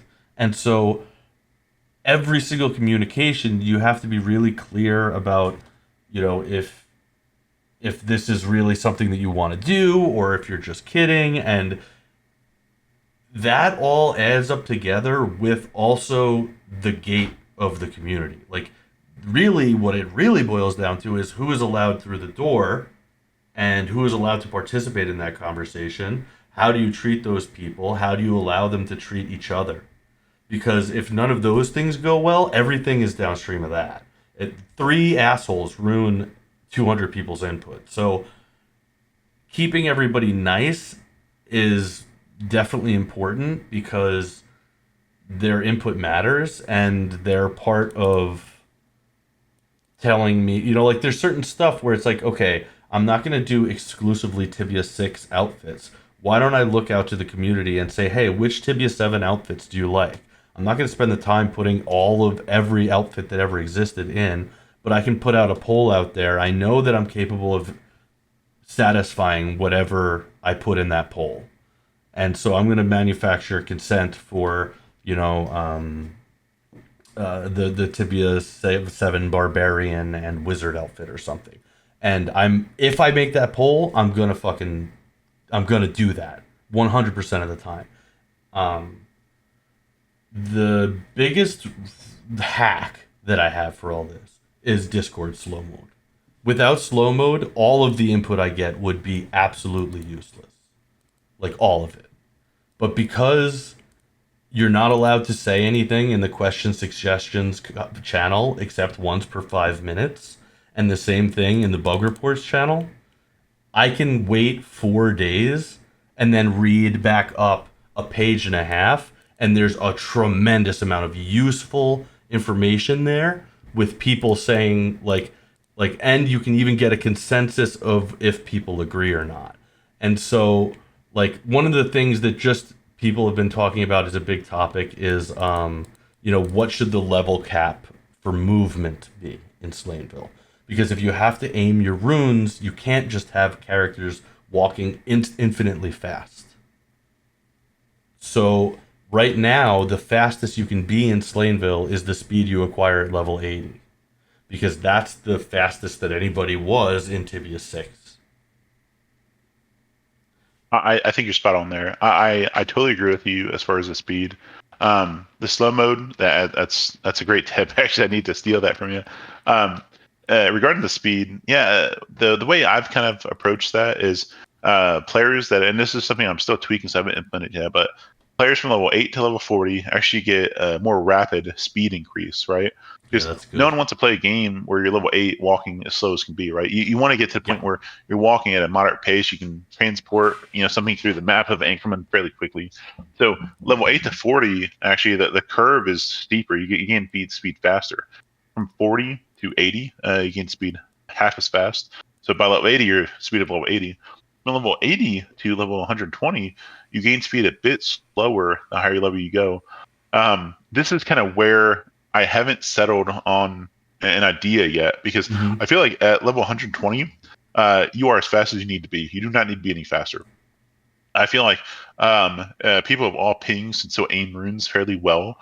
Fighting level 120, I've tested it, right? 120 is kind of the sweet spot. But with that being said, it's something I think that you could consider as well. I do feel as though you should be awarded for being a higher level, right? So For sure. if you're level 300 and a second player is level 200, you should be faster than level 200. That level 200 in war should not be able to catch you with follow attack. And so I'm thinking about maybe putting a custom table where the top player on the server at the time gets so much speed boost. The second top player gets so much speed boost, and compared to what levels are online at the time, you get so much speed. And so I think that's What? a pretty fair way of balancing it to Wait, where so it would be based on who's online today, like right now?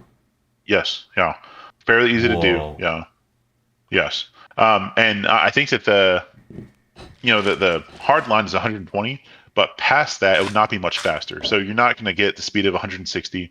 And I may even fine tune it. I may stop them at level 80. It depends, right? You're still going to have access to items like Boots of Haste, Time Ring. There are some items on my server that give you extra speed. Like I have 18 boss monsters, so they're lever monsters, and it's for passive gameplay. So on a game, right, you can either kill people, kill monsters, do quest. I've added an entire new mechanic where you can hunt these lever monsters. They're not meant to be super hard. They're meant to spawn every 15 30 minutes. You pull a lever, you get up to 4 players teleport into an area. You kill this monster, which is again not supposed to be super hard. It's just supposed to be fair difficulty for your level that's intended for. You kill the monster, and it'll give you a pretty good loot, but there's a small chance you get a legendary item. The legendary item could be something like I made an item that when you're walking, every step you take, it'll break pots. So if you're walking, there's pots around you, it breaks them. Whoa. And there's so many charges to that. Yeah, and so in war, that's an awesome item, but you're gonna have to farm for a long time for it. I think the drop rate's like 1 in 100,000. I made another item. It's a ring. And it's got a ring of healing, ring of healing over time. And so that ring it finds the players on your screen that are either in your party, in your guild, some connection to you, and it'll heal them if they meet certain criteria. If they're low health, if the ring's not exhausted, and it'll do this once every second. You have a chance to use this healing ability, and so it'll make wars pretty fun, right? My goal is to basically make a fun game. That sounds And so I awesome. think these special items are going to be pretty sick. I have a lot more, but I'm kind of waiting until people unlock them to actually utilize them. I got a special item that's it's a little pipe, and then it goes poof poof. It's Yeah, I'm pretty sure they had that back in Euro T 7.6. you know what pisses me off so badly is that for fucking 30 years I've been saying poof, and all of the code everywhere says poff, POFF. Yeah. Who the fuck I says mean, it's a German poff? game. I guess Yeah, they say it's a German poff. game, man. Yeah. Actually, in the Tarball 7.7 Tarball, man, there's still a bunch of stuff that needs to be translated. Like all their like debugging, which I can't even Mhm. believe they left it in there, but it's all in German, and so you Right. have to like translate it to see what they're saying. Oh my god. What a crazy fucking world. It is remarkable the amount of effort that has been put into this stuff. You know, every day I just look at this stuff and I'm amazed that people cared this much to it's just it's just wild. Well, Um I mean, uh, one other topic I like to touch on. So the Violet Project, talking about how much time and effort people put into it. Um, he's put in last 2 years. His repository has, I think, over 2,000 commits. Yeah, over 2,000 commits from the past 2 years that he's put in himself. And some of these are smaller, some are bigger, right? And he's worked tirelessly on it day after day after day. And he sells it. He sells TVP. You can buy it right now today for $1,000. As I know of, he's sold it to maybe 10 people, if that, probably less. Not all people want to be publicized. Some don't ever join the Discord for TVP. Um, but you're telling me he's worked tirelessly. I mean, over, I'd say over 2,000 hours a year. So 4,000 hours to make $10,000. And it doesn't typically pay. All the No, time you tell put me into about it. the project, it doesn't typically pay. Yeah, I made a Um, game last summer that I put probably 2,500 hours into, and it didn't make a fucking dime. yeah. Now, do you do everything yourself, or do you have like a team of like contractors? Have you like outsourced anything? No, I don't have any contractors. I had people that I worked with that were either GMs or just sort of like people I could bounce ideas off of, but they have all sort of gone by the wayside. I'm the only developer that works on this project. The development is not that bad. I enjoy it, but it's fairly easy. Even though I don't do a lot of C++, I'm able to get a lot done. I don't think I will ever need development help so much as like DevOps help, or maybe map editor help. But even that stuff, it's like the development is kind of a pain in the ass. But I don't want to give up all the fun parts, you know? Like, oh yeah, I'll just do the fucking boring slog in the C++, and you get to edit the map. Like, I don't think I'm going to give anybody that deal, you know? Yeah, no, it's tough because in order to be an OT server developer, in order to be an owner, I mean, you got to be skilled in mapping, which is totally different than C++, right? Different sides of your brain. Yeah. Um, in school, I used to take psychology classes that balance out all the hard sciences like biochemistry, anatomy, physiology, and things like that. I would take psychology classes to like reset my brain because taking 4 biology classes back to back is not feasible. I think in Tibia it's a bit different. Um, yeah, but you have mapping, you have spriting, you have web dev, you have Linux, you have C++, Lua, JSON in some scripts, Yeah. CQ, you have CSS, PHP. I mean, you have to be kind of an expert at everything, front end, back end. Yeah, I mean, It's kind of this impossible task. I'm lucky enough to have worked in commercial, corporate jobs using all of those technologies in the past. So, I mean, the thing is that even for somebody that's at least decent with all these things, it's still a fuckload. Like, I'm not great. No, I don't think anybody's great at PHP. If you are, it's probably the only thing you do. Um, but all these things just work is what's remarkable. Like I haven't written PHP in a long time, but my AAC, I was able to get that up and running from the time I had heard of it to the time I could make an account on my functioning server was like 6 hours. It's like Yeah. it's crazy. Um, because everything just sort of worked. And I remember the first time that I really was blown away was when I read through all the migrations.lua code, where it's like the code base knows how to migrate itself to any version. hmm It's ludicrous. Well, I think that part of that was out of necessity because a bunch of the lead developers are like, "Hey, like we're pushing towards 10.98." Another half are like, "No, my server's 7.7. Yeah, I'm not, adding this junk in." And so at some point, TFS went from being a replica of a current Tibia standard to becoming more variable, more compatible, more Mm-hmm. configurable. Yeah. Yeah, Um, it's crazy. and I think that you came at just the right time because when I started Sanctuary Online, 4 years ago, at the time there were no Nikiro downgrades. Yeah, There was not Nostalrius. Um, I started with the latest TFS, and it was meant for 10.98. And it was a miserable job. I mean, yeah, every single thing had to be changing. At the time, my experience had been basically in logical thinking. So I made all those Alphot scripts, which it took a lot of comprehensive thought. Think, who's on your for screen, how many sure. druids, what level are they, what's their mana, what's their health, how many enemies, like just so many variables to consider to make him on Pixelbot and Yulpilot. And that I made a script. It was probably 600 lines long, and it did looting, healing, attacking. It go deposit your loot. It would refill your supplies. I mean, it was very comprehensive. Um, and so I was playing a server called We Are Tibia. Have you ever heard of that? We are Tibia. Yeah, so we are Tibia. I probably won't say it again because I don't want to give any more shout outs.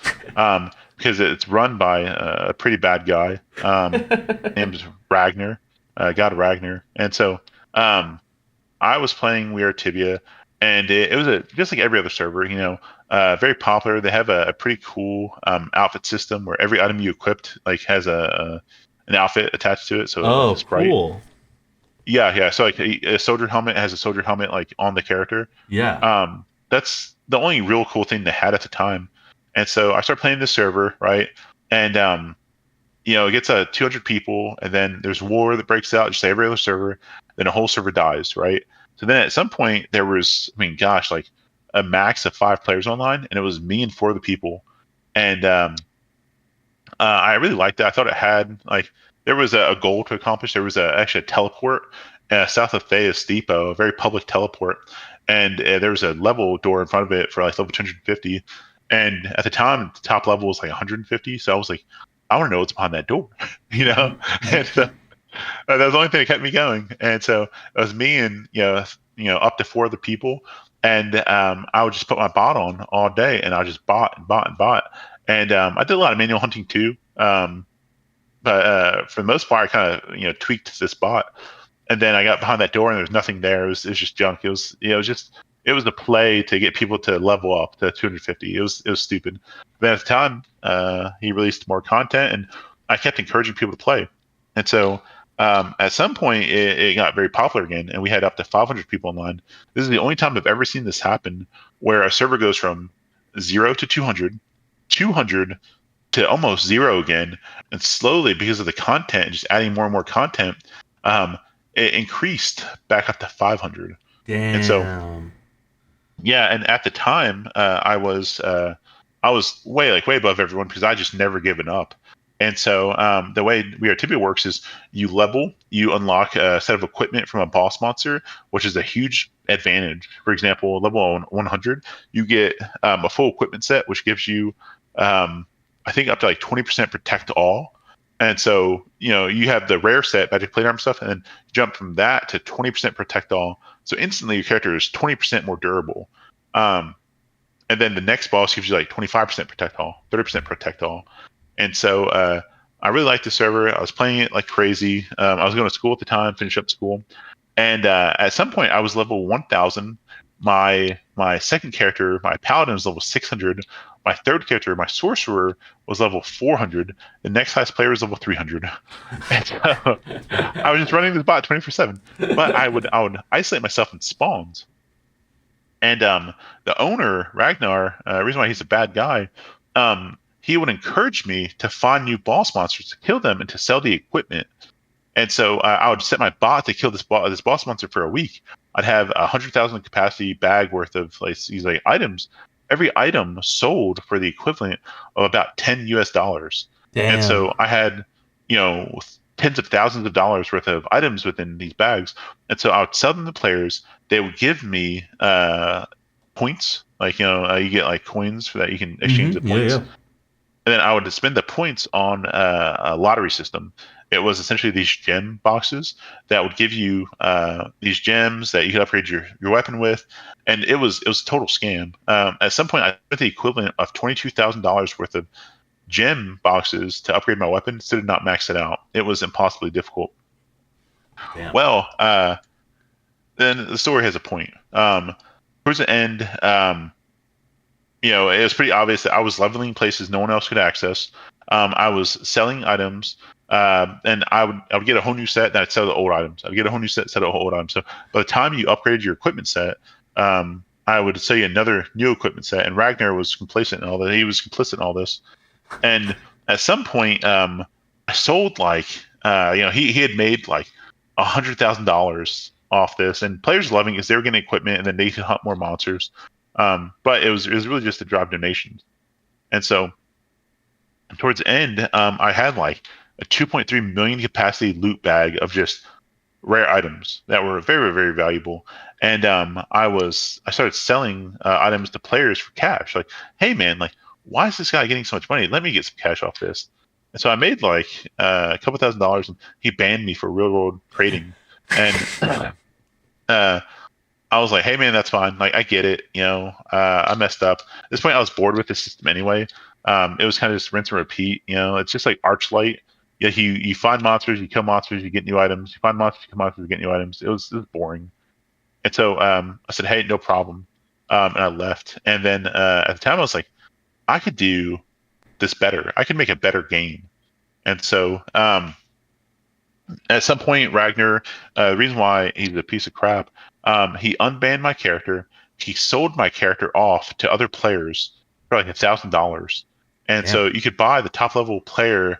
Like he just like sold my account. He had like a public auction.